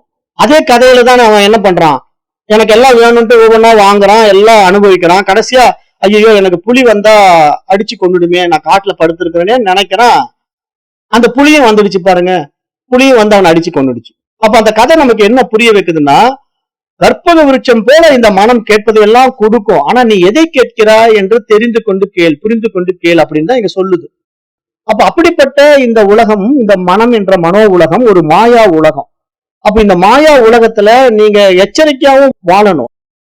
கேட்கறதெல்லாம் கொடுக்கணும் அப்படின்ட்டு நீங்க எப்படி வேணா மனசுக்குள்ள தவறா ஒரு விஷயத்தை கேட்டுட்டு அதை அனுபவிச்ச பிறகு அதுல வரக்கூடிய விளைவுகளையும் நீங்க அனுபவிக்க வேண்டியதா வந்துடும். ஏன்னா நம்ம வந்து எது கேட்டாலும் அது கொடுக்கவும் தெரிஞ்சுக்கிட்டா நம்ம கிட்ட இருக்கிற அந்த அறிவை வச்சு புத்திசாலித்தனத்தை பயன்படுத்தி நமக்கு எது நல்லது எது கெட்டதுன்னு பகுத்து பிரிச்சு பார்த்து நல்லதை மட்டும் கேட்டு பெறணும். அதுக்காக நமக்கு இன்னொருத்த வாங்கிட்டான் நாம வாங்குறது, இன்னொருத்த செஞ்சுட்டான் நாம செய்யறதெல்லாம் நம்ம செய்யறோம் அப்படின்னா அதனால விளைவுகளையும் நம்ம அனுபவிக்கத்தான் வேண்டும். அதுவும் இங்க புரிஞ்சுக்கிட்டு வாழ கத்துக்குங்க அப்படின்னு நீங்க சொல்றோம். மாயையின் ஒரு அலை அப்படின்னு இங்க யோகா சிஸ்டம் சொல்லுது. மனசுங்கிறது எப்படி சொல்லுது அப்படின்னா, ஆத்மாவில் இடத்திலிருந்து வெளிப்படுகின்ற ஒரு மாய அலை. இப்ப கடல் இருக்கு, இப்ப கடல் நீர் பாத்தீங்கன்னா கலங்கம் இல்லாம அப்படியே நிக்குது. நடுக்கடல் எல்லாம் போனீங்கன்னா அங்க ஒரு அசைவும் இருக்காது, அப்படியே கும்முன்னு இருக்கும், இருட்டு, அப்படியே கலங்கம் இல்லாம இருக்கும். அந்த கடல் பாத்தீங்கன்னா கடற்கரை ஓரத்துல வரும்போது அதுல இருந்து அலைகள் எழுந்து எழுந்து அப்படியே வந்து போயிட்டே இருக்கும். அது மாதிரி ஆத்மா அப்படிங்கிறது கலங்கம் இல்லாம எந்த ஒரு அசைவும் இல்லாம அப்படியே இருக்கு. இந்த கடல் மேல கடல் அலை உருவாகுதோ அது மாதிரி ஆத்மாவின் மீது இந்த மனோ அலை உருவாகுது அப்படின்னு நீங்க சாஸ்திரம் சொல்லுது. ஆத்மாவின் மீது இந்த மனோ அலை உருவாகுது. அப்படி உருவாகிற இந்த மனோ அலை தான் இந்த உலகம் முழுவதும் நமக்கு அனுபவிக்க வைக்கிறது. இந்த பிரபஞ்ச வெளியில அது நமக்கு இவ்வளவு விஷயங்களை காட்டி கொடுக்குது அப்படின்னா அது மனதினுடைய பிரதிபலிப்பு தான். மனம் இப்படி ஒவ்வொன்றையும் உண்டாக்கி பார்க்குது, மகிழ்ச்சி அடையுது. இதை நம்முடைய வேதாந்த சாஸ்திரங்கள் கூறும்போது யத் மனம் தத் ஜகத் அப்படிங்கும். யத் மனம் தத் ஜகத் அப்படிங்கிறது யோக வாசிஷ்ட வார்த்தை தான். அதாவது அந்த மனமே உலகம் அப்படின்னு சொல்லும். மனமே உலகம். அதாவது மனம் உங்களுக்கு அமைதியா சாந்தமா இருந்ததுன்னா உங்களுக்கு இந்த உலகம் சாந்தமா அமைதியா தெரியும். உங்க மனசு ஆர்ப்பாட்டமா அராஜகமா இருந்ததுன்னா இந்த உலகம் உங்களுக்கு ஆர்ப்பாட்டமா அராஜகமா தெரியும். அப்ப இங்க நீங்க அப்ரோச் பாருங்களேன். நீங்க எப்படிப்பட்ட தொடர்புகளை உருவாக்கிக்கிறீங்க, நீங்க யாரோட பழகுறீங்க, நீங்க எப்படிப்பட்ட நட்பு உண்டாக்கிக்கிறீங்களோ அப்படிதான் உங்க வாழ்க்கை இருக்கும். அதனாலதான் நம்ம ரொம்ப எளிமையா பேசும்போது நம்ம என்ன சொல்லுவோம் அப்படின்னா, உன் நண்பனை காட்டு, உன்னை பற்றி நான் சொல்கிறேன் அப்படிம்பாங்க. ஏன் உன் நண்பனை காட்டுனா உன்னை பத்தி சொல்றதுன்னா, நண்பனை பார்த்தா அவன் எப்படி இருக்கான், அராஜகமா இருக்கிறான், அழிச்சாட்டியம் பண்ணிட்டு இருக்கிறான், ஆர்ப்பாட்டம் பண்ணிட்டு இருக்கிறான்னா நிச்சயமா அவனோட சேர்ந்தவையும் அப்படிதான் இருப்பான். அதுல எந்த சந்தேகமும் கிடையாது. அதுவே அந்த நண்பனை போய் பார்க்கும்போது அவன் அப்படியே நிஷ்டையில உட்கார்ந்து இருக்கான், அமைதியா இருக்கிறான், தவம் பண்ணிட்டு இருக்கிறான், தியானம் பண்றான், அவனை பார்த்தா ஓ இவன் நிச்சயமா அப்படிதான் இருப்பான் அப்படிங்கறத நம்ம கன்ஃபார்ம் பண்ண முடியும். அப்ப இங்க எப்படின்னா நம்ம சேர்க்கை, நம்ம யாரோட சேர்றோமோ அந்த சேர்க்கை தான் நமக்கு நம்முடைய கேரக்டரையே மாத்திடும். அப்ப அதனாலதான் நம்ம எந்த ஒரு நட்பு வட்டங்களாகட்டும், உறவுகளாகட்டும், உற்றாராகட்டும் எல்லாமே நம்முடைய மனநிலைக்கு ஒத்து வர்ற மாதிரி நம்ம ஃப்ரெண்ட்ஷிப் வச்சுக்கணும். நம்ம யாருக்கிட்ட வேணா எப்படி வேணா போய் பழகிடக்கூடாது. ஏன்னா அவங்க மனப்பான்மை நம்ம கிட்ட ஒட்டிக்கும், ஒட்ட வச்சிருவாங்க. ஏன்னா அவங்களுக்கு அந்த ஆசைகள் அதிகமா இருக்கும். உலகம் பிரவருத்திக்குள்ள அவங்க விரும்பி ஓடிக்கிட்டு இருப்பாங்க, விவகாரத்துல ஈடுபட்டுட்டே இருப்பாங்க. அவங்க ஒரு நிமிடம் கூட சும்மா இருக்க மாட்டாங்க. அவங்க கிட்ட போய் பேச்ச கொடுத்தீங்கன்னா, என்ன நீ வேஸ்ட் பண்ணிட்டே இருக்கிற லைஃப, ஒவ்வொரு வினாடியும் வாழ்க்கையில காசு ஆக்கணும் தெரியுமா, ஒரு 10 நிமிஷம் கூட நீ வாழ்க்கையை வீணாக்க கூடாது. அதாவது போன காலம் திரும்பி வராது, இப்பயே நீ வாழ்க்கையை வாழணும், அதனால வேகமா ஓடு, வேகமா ஒல அப்படின்பாங்க. அப்ப நம்ம வேகமா ஓடி வேகமா உழைச்சு நம்ம எல்லாம் அடைஞ்சிட முடியுமானா, நான் தான் ஏற்கனவே சொன்னேன், உங்களுக்கு புரியுற மாதிரி தான் சொல்லிக்கிட்டே இருக்கிறேன். இப்ப நீங்க ஓடி ஓடி அலைஞ்சு நீங்க ஒரு பணத்தை சம்பாதிக்கிறதுக்கும், நீங்க சும்மா வீட்டுல உட்கார்ந்து இருக்கும் போதே ஒரு பெரிய செலவு வர்றதுக்கும் என்ன நடந்ததுன்னு கொஞ்சம் யோசனை பண்ணி பாருங்கிறேன். அதுக்குதான் நான் உதாரணமா எப்படி சொல்லுவேன்னா, இப்ப ஒருத்தன் ஓடுறான் பயங்கரமா சம்பாதிக்கிறதுக்காக, காலையில 6 மணிக்கெல்லாம் எழுந்து ஆபீஸ்க்கு போறான், நைட்டு 11 மணிக்கு வீட்டுக்கு தூங்குறான். அப்புறம் வீட்டுல தூங்கும் போது கூட அந்த ஆபீஸ் சிந்தனையிலேயே இருக்கிறான். அப்புறம் காலையில எழுந்து வேலைக்கு போறான். இப்படியே ஒரு 10 வருஷமா ஓடுறான். ஒரு பல லட்சங்கள் சம்பாதிச்சுட்டான். ஒரு 10-15 லட்சம் ரூபாய் சம்பாதிச்சு சேர்த்துட்டான். வருஷம் 1 லட்சம் ரூபாய் மிச்சப்படுத்திட்டான்னு வச்சுக்கீங்களேன். அவன் ஓடி ஓடி கஷ்டப்பட்டு ஒரு வருஷம் 1 லட்சம் ரூபாய் மிச்சப்படுத்தி ஒரு 10 வருஷத்துல 10 லட்சம் ரூபாய் சேர்த்துட்டான். ஒரு நாள் அவன் பைக்ல போறான், எதிரில வர்ற பஸ்கார அடிபட்டு கால் எலும்பு முறிஞ்சிடுது. கால் எலும்பு முறிஞ்ச உடனே அவனை கொண்டு போய் மருத்துவமனையில அட்மிட் பண்ண உடனே டாக்டர் ஆராய்ந்து பார்த்துட்டு, இல்ல இந்த கால் உள்ள டோட்டலா பிராக்சர் ஆயிடுச்சு, ஆர்டிபிஷியல் போன் தான் வைக்கணும், 10 லட்சம் ரூபாய் செலவாகும் அப்படிங்கிறான். இப்ப அந்த 10 லட்சம் ரூபாய் செலவாகும் அந்த டாக்டர் சொல்றத 10 நிமிஷத்துல நம்ம செலவு செஞ்சிடுவோம். அந்த மருத்துவமனையில 10 நிமிஷத்துல அந்த 10 லட்சம் ரூபாய் செலவு பண்ணிடலாம். ஆனா அந்த 10 லட்சம் ரூபாய் சம்பாதிக்கிறதுக்கு நம்ம 10 வருஷம் ஓடி இருக்கோம். அதை நம்ம மறக்க முடியாது. ஆனா ஏன் அந்த நிகழ்வுக்கும் இந்த நிகழ்வுக்கும் வித்தியாசம் பாருங்களேன். இது 10 நிமிஷத்துல நடக்குது, அது 10 வருஷம் நடக்குது. அப்ப இதெல்லாம் நம்ம திட்டமிட்டு நடக்குதான்னா மனம் அப்படி விரும்புறதுனால அது நடத்துது. நீங்க ஓடி ஓடி நான் பயங்கரமா சம்பாதிக்க போறேன்னாலும் ஓட வச்சுக்கிட்டே இருக்கும் உங்களை. நீங்க ஓடிக்கிட்டே இருக்கலாம், நிறைய பணம் சம்பாதிக்கலாம். அதே வண்டியில போகும்போதும் நீங்க அதே மனசுல கெட்ட புத்தியில எவன் பார்த்தாலும் ஒழுங்கா ஓட்டுறது இல்ல, எவன் பார்த்தாலும் தண்ணி போட்டு வரான், இவன் சரியில்லை அவன் சரியில்லை அப்படின்னு நீங்க தான் கரெக்டா ஓட்டுற மாதிரி ஒரு புலம்பிக்கிட்டே வண்டியை ஓட்டும் போது இந்த விபத்து நடக்குது. அப்ப இந்த நெகட்டிவான ஒரு எதிர்மறை எண்ணம் உங்களுக்கு ஒரு விபத்தை உண்டு பண்ணி உங்களுக்கு என்ன பண்ணுது, 10 லட்சம் ரூபாய் செலவு உண்டு பண்ணிடுச்சுன்னா அப்ப சிந்திச்சு பார்க்கணும்ல. ஓ இப்ப நம்ம பாசிட்டிவா நினைச்சு ஓடும் போதும் பணத்தையும் கொடுத்தது, நம்ம நெகட்டிவா நினைச்சு ஓடும் போது நமக்கு இந்த விபத்தையும் கொடுத்தது. அப்ப எப்படி கேட்டாலும் கொடுக்கும். அப்ப நம்ம எப்படி கேட்கணும், எப்படி அடையணும் அப்படின்னா, நல்லதும் கெட்டதும் நம்ம தேடி போக கூடாது. கூடுமான வரைக்கும் நமக்கு வர வேண்டியது வந்துடும். எது வந்தாலும் வரும். அதுதான் நான் சொல்றேன். இப்ப நல்லது வர்றதுக்கு நீங்க எவ்வளவோ முயற்சி எடுக்கிறீங்க, நல்லது வர்றதுக்கு கஷ்டப்பட்டு அடைஞ்சிடுறீங்க. கெட்டது வர்றதுக்கு நீங்க ஏதாவது முயற்சி எடுக்கிறீங்களான்னு தான் நான் கேட்கிறேன். பணம் செலவாகிறதுக்கு நீங்க ஏதாவது முயற்சி எடுக்கிறீங்களா? கிடையவே கிடையாது. ஆனா நீங்க நல்லது வர்றதுக்கும் சம்பாதிக்கிறதுக்கும் நிறைய முயற்சி எடுக்கிறீங்க. அப்ப இந்த கெட்டது வர்றது எப்படி தானா வருமோ அது மாதிரி நல்லதும் தானா வரும் அப்படின்னு உங்களுக்கு புரிஞ்சிட்டா, இதுதான் வாழ்க்கையின் ரகசியம், மனதின் ரகசியம். இது புரியணும். இதுதான் மனம் இங்க நம்ம கிட்ட வச்சுட்டு இருக்கிற கேம். இதுதான் பரமபத விளையாட்டு. பரமபத விளையாட்டு நான் அதான் சொல்லுவேன் இல்லையா, மேல வைகுண்டத்துல ஆத்மா இருக்கு, நாராயணன் தான் ஆத்மா, கீழே நாம மனசு. இப்ப நம்ம பயணம் பண்றோம், ஒரு தாயக்கட்டையை உருட்டுறோம், 5 விழுது. உடனே 1 2 3 4 5ன்னு போட்ட உடனே அங்க ஒரு ஏணி இருக்கு. நான் மேல போயிட்டேன் அப்படின்னு சல்லுன்னு ஏறி 20ஆம் நம்பருக்கு போயிட்டீங்க. ஆனா அங்க 20ஆம் நம்பர்ல ஒரு பாம்பு இருந்ததுன்னா என்ன ஆகும்? கடிபட்டு நேரா அடுத்தது கீழே வர போறீங்க. இப்படிதான் வாழ்க்கை என்ன பண்ணும்னா மேல கீழே நம்மள ஓட வச்சு வேடிக்கை பார்க்கும். அப்ப யாருக்கு இது புரியும்? விவேகத்தினால விழித்து கொண்டவனுக்கு தான் இது புரியும். அப்ப இங்க மனம் என்பது ஒரு மாயா உலகம். அது மாயா உலகம் மட்டுமல்ல, கற்பக விருட்சம். அப்ப இந்த கற்பக விருட்சத்துல நீங்க கேட்கறதெல்லாம் கொடுக்கும். ஆனா அது நமக்கு பயன்பாட்டுக்கு தேவையா தேவையில்லையா அப்படின்னு கேட்டு பெறணுமே தவிர, நினைச்சதெல்லாம் அடையணும்னு நினைச்சீங்கன்னா அதுல வரக்கூடிய பாதிப்புகளும் நீங்க பின்னாடி ஃபேஸ் பண்ணணும் அப்படிங்கறத நான் சொல்லிட்டேன். ஏன்னா அதுக்கு உங்களுக்கு நிறைய உதாரணங்கள்ல புரிய வைப்பேன். எல்லாருக்கும் அவ்வளவு ஈஸியா புரிஞ்சுக்க முடியறது இல்லைங்கிறதுனாலதான் நான் இவ்வளவு விரிவா பேசுறேன். ஏன்னா சில விஷயங்கள் நிறைய பேர் ஸ்கிப் பண்ணி போயிடுறீங்க, கடந்து போயிடுறீங்க. இப்ப பாத்தீங்கன்னா ஒருத்தன் கார் வாங்கணும் அப்படிங்கறது அவனுக்கு ஆசை. அவன் என்ன பண்றான், கார் அடையணும்னு ஆசைப்படுறான், ஒரு விலை உயர்ந்த காரை வாங்குறான். ஆனா கார் ஓட்ட தெரியலன்னு வச்சுங்களேன். பக்கத்து வீட்டுக்காரன் பார்த்து இவன் கார் வாங்கிட்டான், ஆனா இவன் கார் ஒழுங்கா ஓட்ட கத்துக்கல, அரைகுறையா கத்து வச்சிருக்கான். அப்புறம் அந்த விலை உயர்ந்த காரை எடுத்துட்டு போறான். போன உடனே அந்த கார்ல அடிபட்டு கால் போயிடுதுன்னு வச்சுக்கோங்க. இப்ப அவனுடைய விருப்பம் என்ன? கார் வாங்கினா எனக்கு சந்தோஷம் வரும் தானே நினைச்சு கார் வாங்கினா.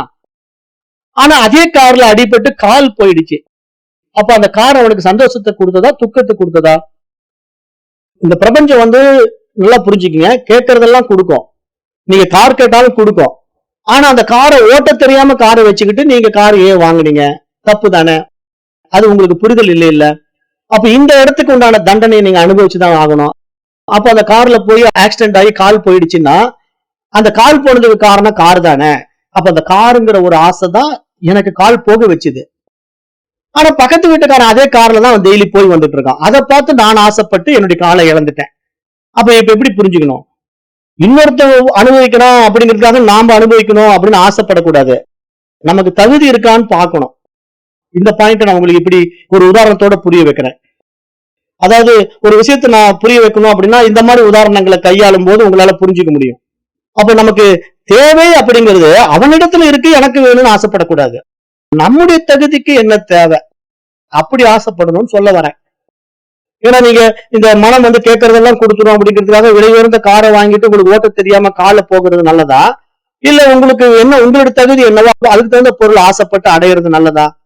அப்படி சிந்தனை பண்ணுங்கிற, அப்படி சிந்தனை பண்ணி கேளுங்கிற, அப்படி கேட்டு பழகுங்க. அப்ப அப்படிதான் இந்த மனம் ஒரு மகோன்னதமான சக்தி. அப்ப இந்த மகத்தான சக்தியை நம்ம கையாள்றதுங்கிறது எல்லாருக்கும் அவ்வளவு எளிது கிடையாது. ஏன்னா அது ஒரு தனி கலை. மனதை கையாளுகின்ற கலை அப்படிங்கிறது ஒரு சற்றாவது கல்வி அறிவோட கையாள தெரியணும். அதுக்குதான் இந்த மாதிரி சாஸ்திர கல்வி நமக்கு தேவைப்படுது. அது தெரியாம நம்ம ஏதோ மனம் போன போக்குல அவன் சொல்லிட்டான், அல்லது ஒரு யூடியூப்ல ஒருத்தன் போட்டுட்டான் அப்படிங்கிறதுக்காக மனதை பற்றி நாம புரிஞ்சுக்கிட்டு பயணம் பண்ணக்கூடாது. அதனால இங்க வேதாந்த சாஸ்திரம் மனசுதான் இந்த உலகத்தை உண்டு பண்ணுது அப்படின்னு வெளிப்படையா சொல்லிடுது. வேதாந்த சாஸ்திரம்னா யோக வாசிஷ்டம் சொல்லும். அதாவது உன் மதி எதுவோ உன் கதி எதுவேன்னு அஷ்டாவகர கீதை சொல்லும். அப்ப இதை நீங்க புரிஞ்சுக்கிட்டீங்கன்னா நம்முடைய சனாதன தர்மத்துல இப்ப மனசுக்கு உண்மையிலேயே நீங்க என்ன கொடுக்கணும் அப்படின்னா, நான் ஏற்கனவே உங்களுக்கு இதுக்கு ஒரு ட்ரிக்கு கொடுத்துருக்கேன். அதாவது அமைதியும் ஆனந்தத்தை மட்டும் நீங்க கேட்டீங்கன்னா போதும், அதுக்கு உண்டான அத்தனையும் அதை ஈர்த்து கொடுக்கும். ஆனா நீங்க என்ன பண்றீங்கன்னா பணம் வேணும்னு கேக்குறீங்க, பதவி வேணும்னு கேக்குறீங்க, அதையும் கொடுக்கும். ஆனா அதை மட்டும்தான் கொடுக்கும். ஆனா நீங்க அமைதியும் ஆனந்தமும் வேணும்னு கேட்டீங்கன்னா, இப்ப உங்களுக்கு அமைதியா வீட்டுல இருக்கணும்னு நீங்க விரும்பிதான் அமைதி வேணும்னு கேட்டீங்க. அதே மாதிரி மகிழ்ச்சி நீங்கிட்ட நிறைவா இருக்கணும், நான் எப்பயுமே சந்தோஷமான மனநிலை இருக்கணும் அப்படிங்கிற ஆனந்தத்தை கேட்டீங்க. இப்ப உடனே பிரபஞ்சம் என்ன பண்ணும்? ததாஸ்து. ஈஸ்வரன் தான் பிரபஞ்சம். அதாவது இங்க நம்ம பஞ்சபூத தத்துவங்கள் எல்லாம் பார்த்துட்டோம். நீங்க ஓரளவுக்கு வேதாந்த பாடங்களை படிச்சவங்க தான் இந்த பாடத்துல வந்திருக்கீங்க. சோ இப்ப என்ன புரிஞ்சுக்கணும், மெஜாரிட்டியா இருக்கிற ஈஸ்வரன் ததாஸ்துன்னு தானா, அவ்வளவுதான், நமக்கு எல்லாம் அவனுடைய விருப்பப்படி நடக்கும். ஏன்னா அவனுடைய மைண்ட் தான் இங்க நம்ம கிட்ட ரெஃப்ளெக்ட் ஆகுது. அப்ப இங்க பிரதிபிம்பிக்கிற விஷயங்கள் அவன் தான், அவனே நம்மளை வச்சு இயக்குறான். அவனுடைய கருவிதான் இந்த உடலும் மனசும். அப்ப நீங்க இதை விரும்பும் போது அவன் ததாஸ்துன்னு சொல்லிடுவான். ததாஸ்துன்னு சொன்ன உடனே உங்களுக்கு என்ன பண்ணும்னா அமைதி வந்துடும். அமைதினா நீங்க அப்படியே வீட்டுல ரொம்ப பீஸ்ஃபுல்லா இருப்பீங்க, எந்த பிரச்சனை இல்ல, டென்ஷன் இல்ல. உங்களுக்கு இந்த அமைதியை கெடுக்கிற மாதிரி ஒருத்தன் வரான், ஒரு பிரச்சனை உண்டு பண்றதுக்கு ஒரு ஆப்பர்ச்சுனிட்டி கொண்டு வந்து உங்ககிட்ட கொடுக்க வரான். ஆனா நீங்க என்ன கேட்டீங்க, பிரபஞ்ச அமைதி தானே கேட்டீங்க. அவன் வந்த என்ன பண்ணுவான், உங்களுடைய தவ வலிமையை, நீங்க அமைதியை கேட்டிருக்கிறத பார்த்துட்டு உங்ககிட்ட அவன் பேசுவான். நீங்க இதுல எல்லாம் ஒண்ணு எனக்கு ஆர்வம் இல்லைங்க, எனக்கு அமைதி ஆனந்தம் மட்டும் இருந்தா போதும் அப்படின்னு நீங்க சொன்ன உடனே சரி ஒரு லாய்க்கப்பட மாட்டாரு அப்படின்னு சொல்லிட்டு அவன் கிளம்பி வேற இடத்துக்கு போயிடுவான். இன்னொருத்தாங்க என்ன பண்ணுவான்னா, எனக்கு ஆர்ப்பாட்டமா வேணும், எனக்கு பரபரப்பா நான் இருக்கணும், நிறைய சம்பாதிக்கணும் உட்காந்துருப்பான். அவன்கிட்ட போவான். அப்ப அங்கேயும் மனசு என்ன பண்ணும், ததாஸ்துன்னு சொல்லிடுமா பிரபஞ்ச மனசு. அங்க போன உடனே அவன் சொல்லுவான், பாருங்க இப்படி ஒரு ஆப்பர்ச்சுனிட்டி வந்திருக்குங்க, இந்த பிசினஸ்ல பணம் போட்டீங்கன்னா இவ்வளவு கோடி சம்பாதிக்கலாம், நீங்க ஒரு 2000 போடுங்க, உங்களுக்கு 10,000 வரும். நீங்க இது மாதிரி ஒரு 10 பேரை பிடிச்சு கொடுங்க, 1,00,000 உங்களுக்கு கமிஷன் அப்படிம்பா. இவன் உடனே நாம தான் பணம் சம்பாதிக்கணும்னு உட்காந்துட்டு இருக்கோம்ல, 2000 போட்டா 10,000 வருங்கிறான், பரவாயில்லையே நல்ல பிசினஸா படுது, நானும் வேற சீக்கிரம் பணக்காரன் ஆகணும், கார் வாங்கணும், பஸ் வாங்கணும்னு இருக்கேன், உடனே நம்ம இதை செஞ்சிடலாம் அப்படின்னு இவன் என்ன பண்ணுவான், அவனோட சேர்ந்துக்குவான். சேர்ந்துக்கிட்டு பரபரப்பா ஓடுவான். அப்படியே ஆரம்பத்துல ஒரு 10,000 20,000 இதெல்லாம் பணம் வந்த மாதிரி இருக்கும். கடைசியில பாத்தீங்கன்னா அது ஒரு இல்லீகல் ஃபண்ட் சர்க்குலேஷனா மாறி கோர்ட்டு கேஸ் அலைஞ்சி நிம்மதி போய் வாழ்க்கையே தொலைச்சிட்டு நடு வீதியில நிப்பான். பக்கத்து வீட்டுக்காரன் சொந்தக்காரெல்லாம் காரி துப்பிட்டு இருப்பான். ஏண்டா பணம் பணம்னு ஓடுனா என்னையும் மாட்ட வச்ச, 2000 கொடுத்தா 10,000 கொடுன்னு சொன்னாங்க, ஆசைப்பட்டு நான் வாழ்ந்தேன், இப்ப 2000க்கு 10,000 இல்ல, எனக்கு போட்ட பணமும் போயிடுச்சு, நீ எல்லாம் ஒரு தொழில் பண்ணிட்டு இருக்கியா, உன்னை வச்சு நான் இப்படி வீணா போயிட்டேன் அப்படின்ட்டு ரோட்ல போற வரவெல்லாம் காரி துப்பும் போது ஒளிஞ்சு ஊர் விட்டு ஊர் ஓடிடுவான். அப்ப நீங்க நினைச்சு பாருங்களேன், நீங்க பிரபஞ்சத்துக்கிட்ட அமைதி கேட்டவரு ஆனந்தமா அமர்ந்துகிட்டு இருப்பாரு, அவருக்கு பணம் வந்துகிட்டே இருக்கும். அமைதி தான் அவருக்கு தேவை. உடனே அது என்ன பண்ணும், அமைதியை கெடுக்கிறது செய்யாது. இப்ப அமைதியை கெடுக்கிறதுல எப்படி, இன்னொரு டெக்னிக் சொல்றேன். இப்ப அமைதியை வேணும்னு கேட்டவர் என்ன பண்ணுவாருன்னா வீட்டுல படுத்துக்கிட்டே இருப்பாரு, அமைதியா இருக்கிறேன் பாரு. அப்புறம் திடீர்னு அவருக்கு யோசனை வரும், இன்னைக்கு நமக்கு வீட்டு வாடகை கொடுக்கணும், அப்புறம் சமையலுக்கெல்லாம் சாமான் வாங்கணும், கையில காசு இல்லையே, எப்படிதான் நம்ம இந்த பணத்தை அரேஞ்ச் பண்றது அப்படின்ட்டு அவருக்கு கொஞ்சம் அமைதி குலையிற மாதிரி ஒரு சுச்சுவேஷன் அவருக்கு வரும். அவருடைய அமைதி குலையிற சுச்சுவேஷன் ஏன்னா அவருக்கு பணம் இல்ல, அவருக்கு வீட்டுக்கு தேவையான பொருள் வாங்க முடியல, சமாளிக்க முடியலங்கிறதுக்கு அவர் அமைதி குலைய உடனே அந்த பிரபஞ்ச மனசு என்ன ஏற்கனவே ததாஸ்துன்னு சொல்லிடுச்சு, நீ அமைதி தானே கேட்ட, கொடுத்துடுறேன்னு சொல்லிடுச்சு. இப்ப அமைதியை குலையிற மாதிரி ஒரு சந்தர்ப்பம் வருதுன்னு உடனே பிரபஞ்சம் என்ன பண்ணும், ஆக்டிவேட் பண்ணிடும். அவர் அமைதி கிடக்கூடாது, அதுக்கு என்ன ஆல்டர்னேட்டிவ் வே, அதை உடனே பண்ணுங்கிறது ஆக்டிவேட் ஆகும். உடனே ஒருத்தர் வருவாரு, உங்களுக்கு என்னங்க பினான்சியல் ப்ராப்ளமா, இப்ப பாரு நான் ஹெல்ப் பண்றேன் அப்படின்ட்டு உடனே அவர் வாலண்டரியா முன்ன அவருக்கு உதவி பண்ணிடுவாங்க. எப்படி பணம் வருது, எந்த வகையில வருதுன்னு தெரியாது. திடீர்னு அவரே ஒரு லாட்டரி சீட்டு வாங்கியிருப்பாரு, லாட்டரியில பணம் விழும். எந்த வகையில ஒரு புரிதலுக்காக உங்களுக்கு இதெல்லாம் சொல்றேன், இன்னும் இப்படிதான் நடக்குமா அப்படின்ட்டு நீங்களா அதுக்கு ஒரு இமேஜினேஷன் போயிடக்கூடாது. அதாவது அந்த அமைதியை குலைக்காம இந்த பிரபஞ்சம் உங்களை எப்படியெல்லாம் காப்பாற்றணுமோ அப்படியெல்லாம் ஏதேனும் ஒரு ரூபத்துல வேறு ஒருத்தருடைய வடிவத்துல உங்களை காப்பாத்திக்கிட்டே இருக்கும்.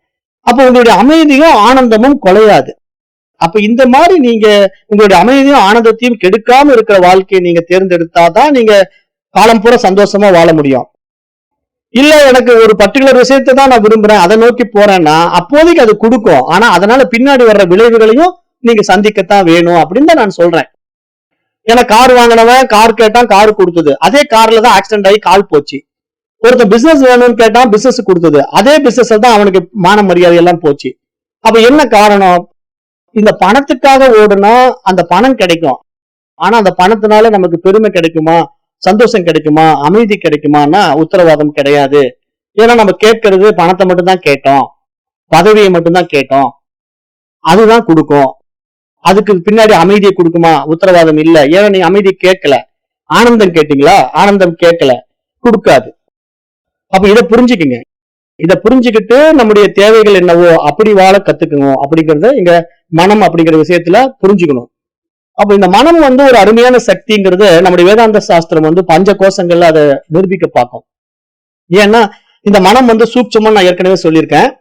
அப்ப இந்த கண்ணுக்கு புலப்படாத மனசு என்ன பண்ணோம்னா ஒரு விஷயத்தை அனுபவமாக்கணும்னா பருவுடல் எடுத்துக்கும்னு சொல்லியிருக்கேன். அப்ப அந்த பருவுடல் தான் இந்த பௌதிக உடல். இதுக்கு பேர் அன்னமய கோஷம்.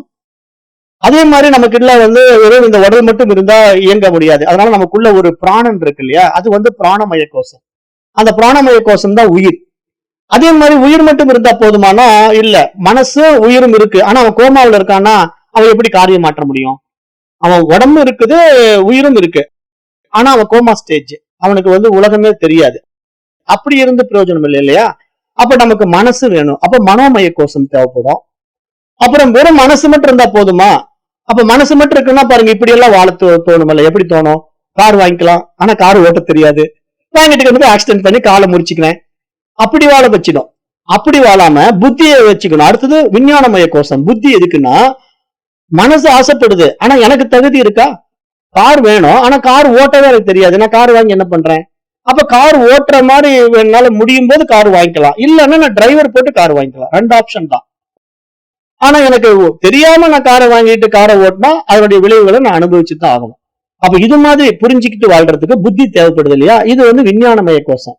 அப்ப இதையெல்லாம் நீங்க ஒழுங்கா புரிஞ்சுக்கிட்டு வாழ்ந்தா அடுத்தது ஆனந்தமய கோஷம் அப்படிங்கிற ஆனந்த நிலை நமக்கு வந்து அந்த காரண சரீரத்தினுடைய கருத்துக்கள் எடுத்து இங்க சொல்ல வர்றதுதான். இங்க சாஸ்திரங்கள் வந்து 5 கோஷங்களா நமக்கு இந்த ஆத்மாவை சுட்டிக்காட்டி அது எந்தெந்த விஷயத்துல அந்த ஆத்மா வந்து வெளிப்பட்டு பிரகாசித்துட்டு இருக்கு, அந்த விஷயங்களே அந்த ஆத்மாவை எப்படி மறைச்சுக்கிட்டு இருக்கு, அப்படிங்கிற அந்த மனசு, உயிர், அறிவு ஆகிய அனைத்துக்கும் ஒரு பாலமாகவே அந்த ஆத்மாவின் அதிஷ்டானத்தில் நிகழ்ந்து கொண்டிருக்கு அப்படிங்கறத நீங்க புரிஞ்சுக்கிட்டு வாழணும். அப்படி வாழ்ந்தா மட்டும்தான் உங்களுக்கு வாழ்க்கையில சுபிட்சம் இருக்கும், ஆனந்தம் இருக்கும், அமைதி இருக்கும் அப்படிங்கறத இங்க புரிஞ்சுக்கணும். இது வந்து நாத யோகம் நம்ம படிச்சிருக்கோம் நம்ம பாடத்திட்டங்கள்ல. அந்த நாத யோகத்திலயும் நவநாத சித்தர்கள் சொல்லும் போது மனம் நாதே லயம் யாத்தி அப்படின்ற ஒரு வார்த்தை சொல்லுவாங்க. அது என்ன அப்படின்னா, மனதின் மூலத்தன்மை தான் இங்க ஈஸ்வர நியதி, அது ஓம்காரம், அது ஒளி அலை அப்படின்னு நமக்கு சொல்லி கொடுப்பாங்க. அதாவது ஏன்னா ஈஸ்வர நியதி அப்படின்னா நாத யோகத்துல நம்ம முக்கியமா நம்முடைய பாடமே என்னன்னா ஓம்காரம். ஏன்னா ஓம் அப்படிங்கிற நாதம் தான் நமக்குள்ள பிரணவமா இருக்கு. அந்த பிரணவம் தான் நம்மள வந்து நாத பிந்து கலாதி நமோ நம அப்படின்ட்டு நம்மளை கூப்பிட்டு போகுது அப்படிங்கிறத நம்ம அந்த பாடத்துல விரிவா பார்த்தோம். அப்ப எப்படி நீங்க ஒளி வந்து ஒளியா மாறுது, அந்த நாதம் எப்படி பிந்துவா மாறுது, அது எப்படி அறிவா பிரகாசிக்குது அப்படிங்கிற பாடங்கள் தான் நம்ம அங்க விரிவா பார்த்ததுல. இங்க மனம் நாதே லயம் யாத்தி அப்படின்னா நீங்க மனதை வந்து அந்த நாதத்துல கரைக்க முடியும். அதுதான் நாத யோகத்தினுடைய கருத்து. அப்ப மனம் அப்படிங்கிற ஒரு விஷயம் வந்து நம்ம உடம்பு மூலமா வெளிப்படுது அப்படின்னா அங்க 5 கோஷங்களுடைய அட்டாச்மெண்ட்ல தான் இங்க எல்லாமே இயங்கிட்டு இருக்கு. அப்ப நீங்க இதை ஆழ்ந்து ஆராய்ந்து பார்த்தீங்கன்னா இது 5 வேற வேற கிடையாது, எல்லாம் ஒன்னேதான். அது பல பரிமாணங்கள்ல பயணம் பண்ணுது. அதாவது உடம்பா எடுக்கும்போது பருவுடலா மாறுது, அது பிராணனா இருக்கும்போது கண்ணுக்கு தெரியாம உயிரா இருக்கு, அது மனமா மாறும்போது எண்ணங்களின் தொகுப்பா மாறிடுது, அதுவே புத்தியா மாறும்போது அதை பகுத்து பிரிச்சறியுது. இப்படிதான் நமக்கு வந்து நம்ம உடம்புக்குள்ள இத்தனை விஷயங்கள் நடந்துட்டு இருக்கு. அப்ப இதையெல்லாம் நம்ம புரிஞ்சுக்கிட்டு இந்த கோஷங்களுடைய தன்மையில இந்த பௌதிக உடல் இயங்கி கொண்டிருக்கு அப்படிங்கிற அடிப்படையில பார்க்கும்போது நம்முடைய யோக சாஸ்திரம் என்ன சொல்ல வருது, அந்த பிராணன் அப்படிங்கிற ஒரு விஷயம் கூட பாத்தீங்கன்னா ஒரு தசவாயுக்களாவே நம்ம உடம்புக்குள்ள எப்படி இப்படி இயங்குதுங்கிறதையும் காட்டி கொடுக்குது. ஏன்னா பிராணமயம் அப்படிங்கிற ஒரு கோஷம் இருக்கு இல்லையா, அது வந்து வெறும் தனியா மூச்சு காற்று மட்டும் கிடையாது. அது நம்ம உடம்புக்குள்ள வந்து கூர்மன், நாகன் அப்படின்னு பல பெயர்கள்ல ஒவ்வொரு இடத்துக்கு தகுந்த மாதிரி செயலாற்றுறோம். அப்ப அந்த செயல் விளைவுகள்னால நம்ம உடம்பு எப்படி இயங்குது, அந்த இயக்கம் எப்படி மாறுது, அந்த பிராணன் வந்து நம்முடைய தனி பிராணன் கிடையாது, அது ஈஸ்வர பிராணன் அப்படின்னு நம்ம நிறைய விஷயங்களை வந்து நம்முடைய உபனிஷத் வகுப்புகள்ல வேதாந்த சாஸ்திரங்கள் எல்லாம் நம்ம புரிஞ்சுக்கிட்டு பயணம் பண்ணோம்னா நமக்கு என்ன புரிய வரும் அப்படின்னா, பிராணச்சிய மனோயுக்தம் மனசா பிராண உச்சதே. அதாவது மனம் பிராணன் ஒன்றுடன் ஒன்று இணைந்துதான் இங்கு செயலாற்ற முடியுமே தவிர இங்கு மனம் தனித்து இயங்காது. பிராணன் இருக்கணும், பிராணன் மூச்சு இருந்தாதான் மூச்சு காற்றோட நம்முடைய மனசு செயல்படும். அப்ப அதனாலதான் சித்த பெருமக்கள் என்ன பண்ணுவாங்கன்னா மனசும் மூச்சும் வேற வேற பரிமாணம் அப்படிங்கிறதுனால நீங்க மனதை அடக்கிறதுக்கு மூச்சு அடக்குனீங்கன்னா மனம் அடங்கும் அப்படிங்கிற அடிப்படை விஷயங்களை சொல்லி கொடுப்பாங்க. அப்ப மனசு அடங்குற வழிமுறைகளுக்கு நம்ம பிராணனை கையாளலாம் அப்படிங்கிற ஒரு கலையும் நமக்கு கற்றுக் கொடுப்பாங்க. அதுதான் பிராணாயாமம் அப்படிங்கிற ஒரு கல்வி முறையில நம்ம படிக்கிறோம். ஆனா அந்த பிராணாயாமம் வந்து நம்ம எப்படி செய்யணும் அப்படின்னு தெரிஞ்சுக்கிட்டு முறையா செய்யலன்னா அதுலயும் பின்விளைவுகள் இருக்கு, அதையும் நம்ம புரிஞ்சுக்கணும். ஏன்னா ஒரு சித்தர் மார்க்கத்துல போய் பிராணாயாமம் பண்றதுங்கிறதுக்காக எவனோ ஒருத்தர் யூடியூப்ல போட்டு விட்டதெல்லாம் நம்ம பண்ணிட்டு உட்காந்துருந்தோம் அப்படின்னா அப்ப தாறுமாறா பிராணன் ஓடும்போது மனச்சிதைவு உண்டாகும். அப்ப நிறைய பேர் தவறான பிராணாயாமம் பண்ணி மென்டல் ஆனவங்க எல்லாம் இருக்காங்க, அப்புறம் உடம்பு டேமேஜ் பண்ணிட்டவங்க இருக்காங்க, உடம்பு விட்டவங்க இருக்காங்க. நிறைய பேர் அந்த நியூஸ் எல்லாம் நானே பார்த்திருக்கேன். இந்த வாசி யோக பயிற்சியில வந்து கதி ஓட்டுறேன்னு சொல்லிட்டு மூச்சை அடக்குறேன்னு சொல்லிட்டு ஒரு சின்ன பையன் கூட எனக்கு தெரிஞ்சு ஒரு 2 வருஷத்துக்கு முன்னாடி கர்நாடகாவில இறந்து போயிட்டான். அவன் வாசி யோகத்துல சித்த வித்யார்த்தி கிட்ட ஒரு தீட்சை வாங்கிட்டு வந்து அந்த பையன் பயிற்சி பண்ணி பார்த்திருக்கான். அவன் பண்ண பயிற்சி தப்பா பண்ணி அவனுக்கு மூச்சு லாக் ஆயிடுச்சு. லாக் ஆன உடனே அவனால சுவாசிக்க முடியாம ஹார்ட் நின்றுடுச்சு. ஹார்ட் நின்ன உடனே சின்ன பையன் ஒரு 26 வயசு நம்ம தான் இருக்கு, இறந்துட்டான். அப்ப உடனே போலீஸ் எல்லாம் என்கொயரி பண்ணி பார்த்தா அவன் ஏன் இறந்தான்னா பிராணாயாம பயிற்சியை தவறா பண்ணி அவன் உடம்பு விட்டுட்டான். அப்ப என்னன்னா இங்க மனதை வந்து நாம ஏதோ கட்டுப்படுத்துற அப்படின்ட்டு பிராணன் மூலமா கட்டுப்படுத்தலாம், ஏதோ நூல்கள்லாம் எழுதியிருக்காங்க, அப்ப பிராணனும் மனசும் ஒண்ணுதான் அப்படின்னு சொல்லிட்டு தப்பு தப்பா பயிற்சிகளை பண்றதுலயும் மாட்டிக்குவீங்க. அப்ப இங்க எல்லாத்துக்கும் ஒரு தீர்வு என்ன அப்படின்னா, புத்தி விழிச்சா மட்டும்தான் நீங்க தப்பிக்க முடியும். மற்றபடி புத்தி விழிக்கலன்னா நீங்க பிராணனையும் மனசு உயிரையும் தவறா கையாளும் போது நீங்க உடம்ப டேமேஜ் பண்ணிக்கிறதுக்கு வாய்ப்புகள் அதிகம். அதனாலதான் நம்ம என்ன சொல்றோம்னா, இது மாதிரி கண்ட விஷயங்கள்ல போய் சிக்காம நீங்க புத்தியை விரிவுபடுத்திக்கணும். அப்ப புத்தி தான் இங்க வந்து நமக்கு எது நல்லது எது கெட்டதுன்னு பகுத்து பிரிச்சு காட்டும் போது நம்ம நல்லதை நோக்கி கரெக்டா போனோம் அப்படின்னா நம்ம தேவையில்லாத விசேஷ சுகங்கள்ல போய் சிக்க மாட்டோம். அப்ப இது மனத்தின் அந்த மூல காரணமே நம்முடைய சித்தத்தில் இருக்கிற பதிவுகள் அப்படிங்கறத நம்ம இங்க புரிஞ்சுக்கிட்டா அதை நம்ம கரெக்டா கையாள கத்துக்குவோம். அது புத்தி விழிச்சுக்கிட்டாதான் நீங்க கையாள முடியுமே தவிர புத்தி விழிக்கலன்னா நீங்க அதை கையாள முடியாது. அதை நம்ம மகான்கள் ரிஷிகள் எல்லாம் சொல்லும் போது சித்தே மனோநாம தாரங்க மாலா அப்படின்னு சொல்லுவாங்க. அது பண்டைய ரிஷிகளுடைய வேதாந்த வார்த்தை. அதாவது மனம் என்பது சித்தம் எனும் சமுத்திரத்திலே எழுகின்ற அலைகள் அப்படிங்கிறது அர்த்தம். அதுக்கு தமிழ் அர்த்தம் அதுதான். அதாவது சித்தம் அப்படிங்கிற ஒரு கடல் இருக்கு, அந்த கடல்ல வந்து மனசு அப்படிங்கிற ஒரு அலை வந்து எழுந்துகிட்டே இருக்கும். அப்ப அந்த சித்தம்னா என்ன அப்படின்னா அது ஈஸ்வர சித்தம். அதை நீங்க புரிஞ்சுக்கணும். சித்தம்னா ஏதோ என்னுடைய தனி சித்தம் என்னுடைய தனி பதிவு அப்படின்னு நினைச்சுக்க கூடாது. அந்த சித்தம் அப்படிங்கிறது காஸ்மிக் மைண்ட், யூனிவர்சல் மைண்ட் சொல்றேன் இல்லையா, அந்த ஈஸ்வர சித்தன் படி இங்க நிகழ்வு நடக்கும். ஆனா நீங்க அந்த நிகழ்வை எடுத்து கையாளுகின்ற ஒரு கருவிதான் நீங்க அப்படின்னாலும் உங்ககிட்ட ஒரு ஃப்ரீவில் இருக்குல்ல. நீங்க இந்த உடம்பு மனசை வச்சுக்கிட்டு வாழும் போது உங்களுக்கு கொடுக்கப்பட்ட அந்த பகுத்தறிவு தானே அந்த ஃப்ரீவில். அப்ப எது நல்லது எது கெட்டது அப்படின்னு நீங்க பிரிச்சு பார்த்து நீங்க நன்மைகளை நோக்கி நீங்க நடைபயணம் பண்ணும்போது உங்களை நோக்கி வருவதெல்லாம் நல்லவைகளாவே இருக்கும், நல்லதாகவே மாறும். அப்போ நீங்க வாழ்க்கையில அந்த அமைதியும் ஆனந்தத்தையும் இழக்காம இருக்க முடியும். அதை புரிஞ்சுக்கிட்டு நீங்க இங்க வாழ்றதுங்கிறது முக்கிய வாழ்க்கையா பாக்குறோம். அப்படி வாழ்றவனதான் ஜீவன் முக்தன் என்று நம்ம சாஸ்திரம் சொல்லுதுன்னு நம்ம சொல்றோம். அப்ப நீங்க அப்படி புரிஞ்சுக்கிட்டு இங்க இந்த பாடங்கள்ல பயணம் பண்ணணும். ஏன்னா நாம எப்படி வேணா வாழ்ந்துடலாம், மனம் போன போக்குல போலாம் அப்படின்லாம் போனீங்கன்னா மனம் உங்களை தடம் மாற்றி கொண்டு போயிடும். ஏன்னா அது சொல்லி கொடுக்கறதுக்கான சாஸ்திர அறிவு உங்ககிட்ட இல்லைன்னா மற்றவங்க சொல்றதெல்லாம் கேட்டு நீங்க தடம் மாறி போயிடுவீங்க. அப்ப உங்களை அவங்களுக்கு தகுந்த மாதிரி டியூன் பண்ணிக்குவாங்க. அதுதான் இங்க வந்து ஹிப்னாட்டிசம்னு சொல்றோம், மெஸ்மரிசம்னு சொல்றோம். அந்த ஹிப்னாட்டிசம் மெஸ்மரிசம் அப்படிங்கிறது என்ன அப்படின்னா மனதை வந்து அவர்களுக்கு சாதகமாக திருப்புகின்ற ஒரு கலை. அது வந்து எப்படின்னா கெட்டவங்க என்ன பண்ணுவாங்கன்னா அந்த ஹிப்னாட்டிசம் மெஸ்மரிசத்தை வச்சுக்கிட்டு உங்களை பிரெயின் வாஷ் பண்ணிடுவாங்க. அதை நம்ம இன்றைய மாடர்ன் லாங்குவேஜ்ல வந்து பிரெயின் வாஷ்ன்னு சொல்றோம். பிரெயின் வாஷ்ன்னா மூளையெல்லாம் அப்படியே கழுவிடுறாங்கன்னு அர்த்தம் இல்லை. அவங்களுக்கு சாதகமான விஷயங்களை உங்க மூளையில திணிச்சிட்டாங்க அப்படிங்கறத நீங்க புரிஞ்சுக்கணும். அப்படிதான் இன்றைய உலகத்துல வந்து நிறைய பேர் இருக்காங்க. ஏன்னா அவங்களதான் நம்ம வந்து என்ன சொல்றோம், மக்களை அடிமையாக்குறாங்க, அடிமை பண்றவங்க. நம்ம அவங்களை எப்படி சொல்லலாம்னா நல்ல வார்த்தை அது யாருக்கா தெரிஞ்ச ஞாபகப்படுத்துங்க. என்னங்க? எலிமினாட்டிஸ், கரெக்ட், எக்ஸாக்ட் வேர்டு எலிமினாட்டிஸ். அவங்கதான். ஏன்னா எலிமினாட்டிஸ் தான் வந்துங்கய்யா இந்த மாதிரி நம்மள வாழ்க்கையில இப்படி எல்லாம் நம்மள மடமாத்திடுவாங்க. அதாவது எலிமினாட்டிஸுடைய நோக்கம் என்னன்னா அவங்க பண்றது ஹிப்னாட்டிசம் மெஸ்மரிசம். ஆனா நமக்கு அது ஹிப்னாட்டிசம் மெஸ்மரிசம் தெரியாது. நாம எப்படி படிச்சு வச்சிருப்போம் ஹிப்னாட்டிசம்னா நம்ம முன்னாடி நின்றுட்டு கையை இப்படி காட்டி அப்படியே எங்க மயங்கி விழுக்கீழ அப்படின்பா, அப்படி நம்ம மயங்கி கீழே விழுந்துருவோம். அப்ப இதுதான் ஹிப்னாட்டிசம் அப்படின்னு புக்ல படிச்சுட்டு நினைச்சிட்டு இருக்கோம். அது ஹிப்னாட்டிசம் கிடையாது, நம்மள மண்டை கழுவுறது. ஏன்னா நம்ம கிட்ட வந்து நல்ல விஷயத்த சொல்லி இது பண்ணீங்கன்னா சூப்பர் ஆயிடும், அதை பண்ணா அப்படி ஆயிடும், நீங்க இப்படி பணக்காரன் ஆயிடலாம், நீங்க இப்படி வாழலாம் அப்படி வாழலான்ட்டு ஆசை வார்த்தை காட்டுவான். அந்த ஆசை வார்த்தையில மயங்கி போய் உட்காந்துட்டு இருப்பான் இவன் மணிக்கணக்குல மீட்டிங்ல. அவன் நிறைய கதை பேசிக்கிட்டு இருப்பான், அவன் பயங்கரமா பில்டப் பண்ணுவான். அவன் அப்படியே நான் பாருங்க இப்படி அடைஞ்சான்ட்டு அவன் பெரிய பெரிய உதாரணத்தெல்லாம் கொண்டு வந்து காட்டுவான். பாருங்க இவர் வந்து கடினமா உழைச்சாருங்க, இவர் பாருங்க 6 மாசத்துல கார் வாங்கிட்டாருங்க, உங்களால ஏன் முடியாது? அவருக்கு 2 கை 2 கால் தான் இருக்கு, உங்களுக்கு 2 கை 2 கால் தான் இருக்கு. அவரால் 6 மாசத்துல கார் வாங்கும் போது நீங்க ஏன் 6 மாசத்துல கார் வாங்க முடியாது அப்படிம்பா. இவன் உட்காந்து கேட்டு இருப்பான், அட ஆமாங்க, அவனும் 2 கை 2 கால் வச்சுக்கிட்டு கடுமையா உழைச்சு 6 மாசத்துல கார் வாங்கியிருக்கான், நானும் 2 கை 2 கால் வச்சிருக்கேன், என்னாலே உழைச்சு ஏன் கார் வாங்க முடியாதுன்ட்டு இவனும் அவங்க சொல்றதெல்லாம் எடுத்து செய்வான். ஆனா இவனால கார் வாங்கவே முடியாது. ஏன் அப்படின்னா அவனுக்கு கார் இவனுக்கு கொடுத்து பிரெயின் வாஷ் பண்ணி வச்சிருப்பான். ஏன்னா இங்க ஃபர்ஸ்ட் அந்த மாதிரி அதுக்குதான் லீடர்ஷிப்னு சொல்லுவாங்க. இந்த மாதிரி பிசினஸ் எல்லாம் பாத்தீங்கன்னா எல்லாருக்கும் கார் கொடுக்க வேண்டியதுதானே, அந்த லீடர்ஸ்க்கு மட்டும் தான் கார் கொடுப்பாங்க. அந்த தகுதி அடைஞ்சிட்டாருங்க இவர் அப்படின்பா. அந்த தகுதியை இவர்களே அடைய வைப்பாங்க. ஏன்னா அது இவங்க ஆளுங்களை வச்சுட்டு போட்டுக்கிட்டு அவங்க திட்டமிட்டு நம்மள வந்து தடம் மாத்துவாங்க. அது நமக்கு புரியுறது இல்ல. அது ஏன் நம்ம அப்படி மாற்றோம்னா ஆசைதான் நம்மளை இப்படி அலக்களிக்கும். அப்ப நம்ம இங்க கொஞ்சம் விழிச்சுக்கிட்டோம்.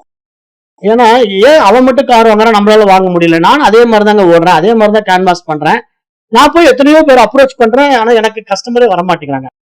ஆனா அவன் போய் அப்ரோச் பண்றான், கஸ்டமர் வந்துட்டாங்கன்னா உண்மையிலேயே அவனுக்கு கஸ்டமர் வரல. அவன் கஸ்டமர் வந்த மாதிரி ஒரு மாய வலைய பின்றான். மாய வலைய பின்னி உங்க மூலமா தான் உண்மையிலேயே கஸ்டமர்ஸ கொண்டு வரான். ஆனா உங்களுக்கு அது புரியறது இல்ல. நீங்க என்ன நினைச்சுக்கிட்டீங்கன்னா அவன் கொண்டு வந்துட்டா என்னால கொண்டு வர முடியாதா, அவன் 500 பேரை அச்சீவ் பண்ணிட்டான் இந்த வாரத்துல, நான் என்ன 50 பேரை கூட அச்சீவ் பண்ண முடியல, அப்ப என்னுடைய உழைப்பு சரியில்லையா, என்னுடைய திறமை சரியில்லையா அப்படின்ட்டு நீங்களே உங்களை தாழ்த்தி இன்னும் தடம் மாறி போயிடுவீங்க.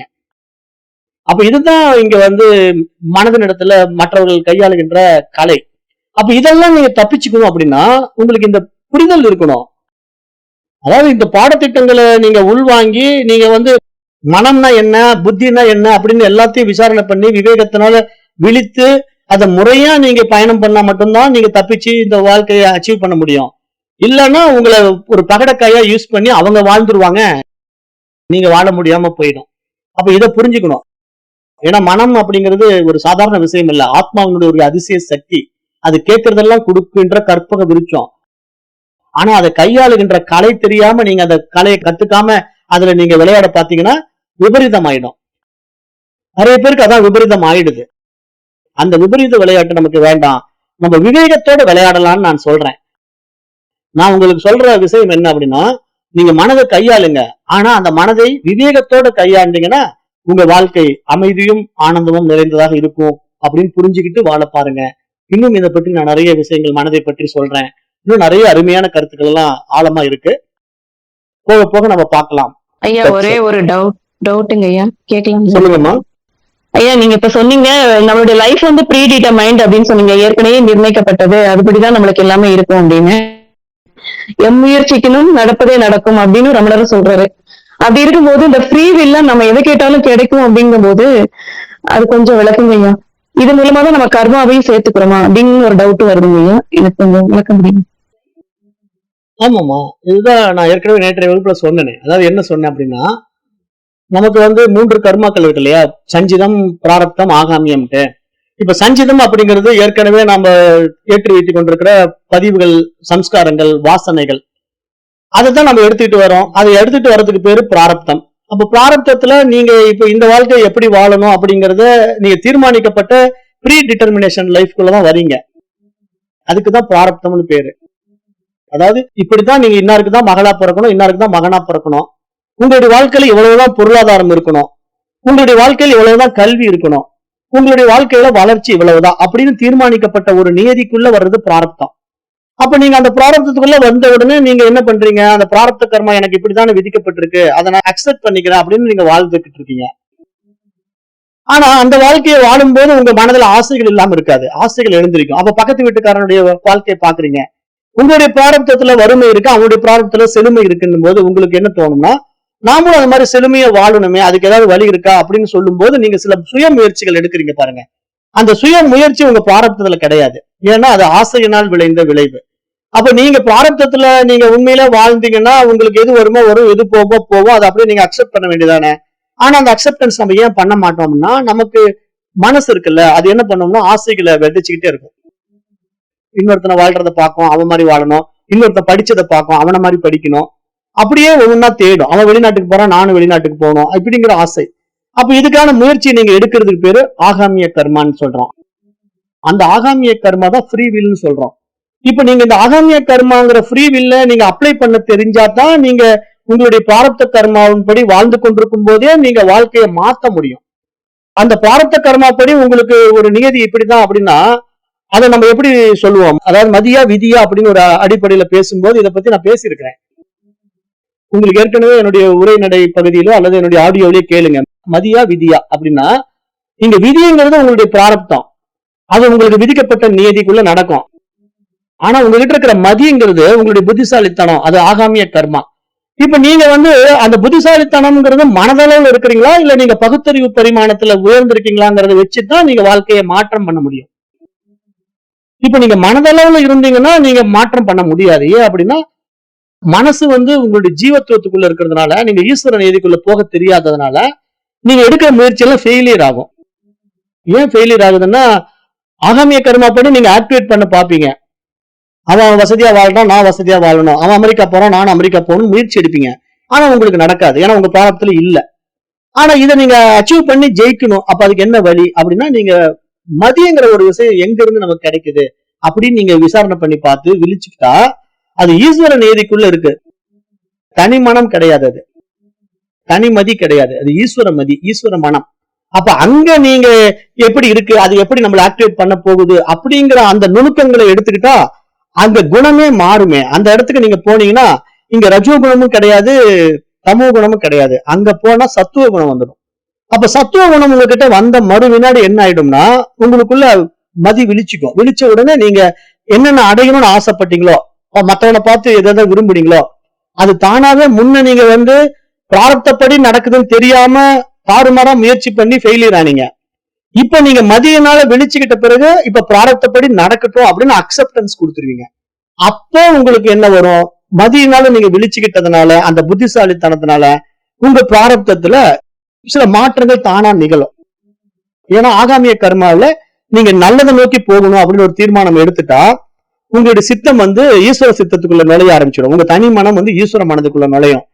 அப்ப என்ன பண்ணும்னா, சஞ்சித கர்மாவில உங்களுக்கு நல்ல பதிவுகள் இருக்கு பாருங்க, அதை எடுத்து ஆக்டிவேட் பண்ணிடும். அப்போ நீங்க ஆட்டோமேட்டிக்கா நீங்க லைஃப்ல என்னுடைய பிராரப்தத்துல இல்லாதெல்லாம் நடக்குதுன்னா நடக்கும். ஏன்னா சஞ்சிதத்துல இருந்து கொடுத்துரும். சஞ்சிதத்துல நல்ல கர்மா இருக்கும், அதை எடுத்து போட்டுரும். போட்ட உடனே உங்களுக்கு நீங்க நினைச்சதெல்லாம் நடக்கும், அது பாசிட்டிவா நடக்கும். அப்ப அது எப்படி சாத்தியம் அப்படின்னா, நீங்க இங்க மைண்ட்ல அப்டேட் ஆனது ஒரு சின்ன மாற்றத்தை பண்ணினீங்க. அதாவது ரஜோ குணத்திலையும் தமோ குணத்திலையும் மைண்ட் ஆக்டிவேட் பண்ணாம சத்துவ குணத்துல ஆக்டிவேட் பண்ணிட்டீங்கன்னா அது ஆகாமிய கர்மாக்கு உண்டான வில் பவர். அதுதான் ஃப்ரீ வில் அப்படின்னு நம்ம சொல்றோம். அதுதான் உண்மை. ஆனா நீங்க பிரம்மண மகரிஷி சொல்ற மாதிரி, சாஸ்திரங்கள் சொல்ற மாதிரி அந்த வார்த்தை எப்படி ப்ரீ டிட்டர்மினேஷன், தீர்மானிக்கப்பட்ட வாழ்க்கை அப்படிங்கிறது உண்மை. அப்ப நீங்க இந்த இடத்துல மாற்றம் பண்ணுவதற்கு தான் நீங்க மனித உடலுக்குள்ள வந்திருக்கிறீங்க. அதாவது தீர்மானிக்கப்பட்ட வாழ்க்கைங்கிறது மிருகங்கள் வரைக்கும் ஓகே, அதுங்களுக்கு ஃப்ரீ வில் கிடையாது. அதுங்களுக்கு என்ன வாழ்க்கையோ அப்படியே வாழும். ஆனா நமக்கு ஃப்ரீ வில் இருக்கு. அது ஆகாமிய கர்மாவில மாற்றம் பண்ண முடியும். அந்த ஆகாமிய கர்மாங்கிறது நீங்க நல்லது எது கெட்டது எதுன்னு பகுத்து பிரித்து பார்த்து நன்மைகளை நோக்கி நகர்ந்தா உங்களுடைய குணம் சத்துவ குணத்துக்கு மேலோங்கி நீங்க நினைச்சதை சாதிக்க முடியும். அப்படியும் வாழ்க்கையை மாற்ற முடியுங்கிற ஒரு ரகசியத்தை தான் நம்ம இங்க இந்த பாடத்திட்டத்துல சொல்லி கொடுத்துட்டு இருக்கோம். அதுதான் நீங்க செய்ய வேண்டியது. இது புரியும் நினைக்கிறேன். புரியுதுங்களா? நல்லா புரியுது. இந்த மாற்றத்தை பண்ணிக்கங்க. நன்றி. நல்லது. நன்றிங்கம்மா. நல்ல விளக்கம் ஐயா. சந்தோஷம். டவுட் லைட்டா இருந்துச்சு, நல்லா இருந்துச்சுங்க. நன்றிங்கம்மா. நீங்க சத்துவ குணத்துக்கு வாங்க. அதனாலதான் நான் எல்லாருமே ஈஸ்வர நீதிக்குள்ள வர சொல்றேன், ஈஸ்வர மனசுக்கு வாங்குங்கிறேன். நீங்க இண்டிவிஜுவல் மைண்ட்ல சிக்கிக்கிட்டு இருக்காதீங்க. நீங்க பிரபஞ்ச மனசுக்கு வாங்க, காஸ்மிக் மைண்ட், யூனிவர்சல் மைண்டோட டைப் ஆகுங்க. அங்க வந்துட்டா நீங்க நினைக்கிறதெல்லாம் நடக்கும். ஆனா அந்த இடத்துல புத்திசாலித்தனம் இருக்கணும், சத்துவ குணம் இருக்கணும். நீங்க ரஜோ குணத்திலும் தமோ குணத்துல இருந்து அதை அடைய முடியாது. அப்படி நீங்க அதுல அடைய பாக்குறதுதான் ஃபெயிலியர் ஆறீங்க. அதனால இங்க மாற்றம் பண்ணிக்கிட்டு சத்துவ குணத்துல வந்துட்டீங்கன்னா நீங்க சரியானதை தேர்ந்தெடுப்பீங்க, அங்க ஃபெயிலியர் வராது. ஏன்னா நீங்க நல்லதை நோக்கி போறீங்க, அது உங்களுக்கு நல்லதுதான் கொடுக்கும். அப்படி வாழ கத்துக்கிறது தான் இங்க மகான்கள் சொல்ற வாழ்க்கை. அது ஞானிகள் வாழ்க்கை. அவன் தான் ஜீவன் முக்தன்னு சொல்லுது சாஸ்திரம். அதாவது இந்த ஜீவன் இருக்கும் போதே வாழ்க்கையை நிறைவா வாழ்றவன் ஜீவன் முக்தன்னா வேற ஒண்ணும் கிடையாது. ஏதோ முக்தி அடைஞ்சு எங்க செத்து போறது கிடையாது. வாழுகின்ற பொழுதே, இந்த ஜீவன் உயிர் இருக்கின்ற பொழுதே வாழ்க்கையை நிறைவா வாழ்றது. அப்படி புரிஞ்சுக்கிட்டு வாழணும். இன்றைக்கு நம் நேரம் கருதி இந்த வகுப்பை நிறைவு செய்கின்றேன். நன்றி. ஓம் தத் சத்.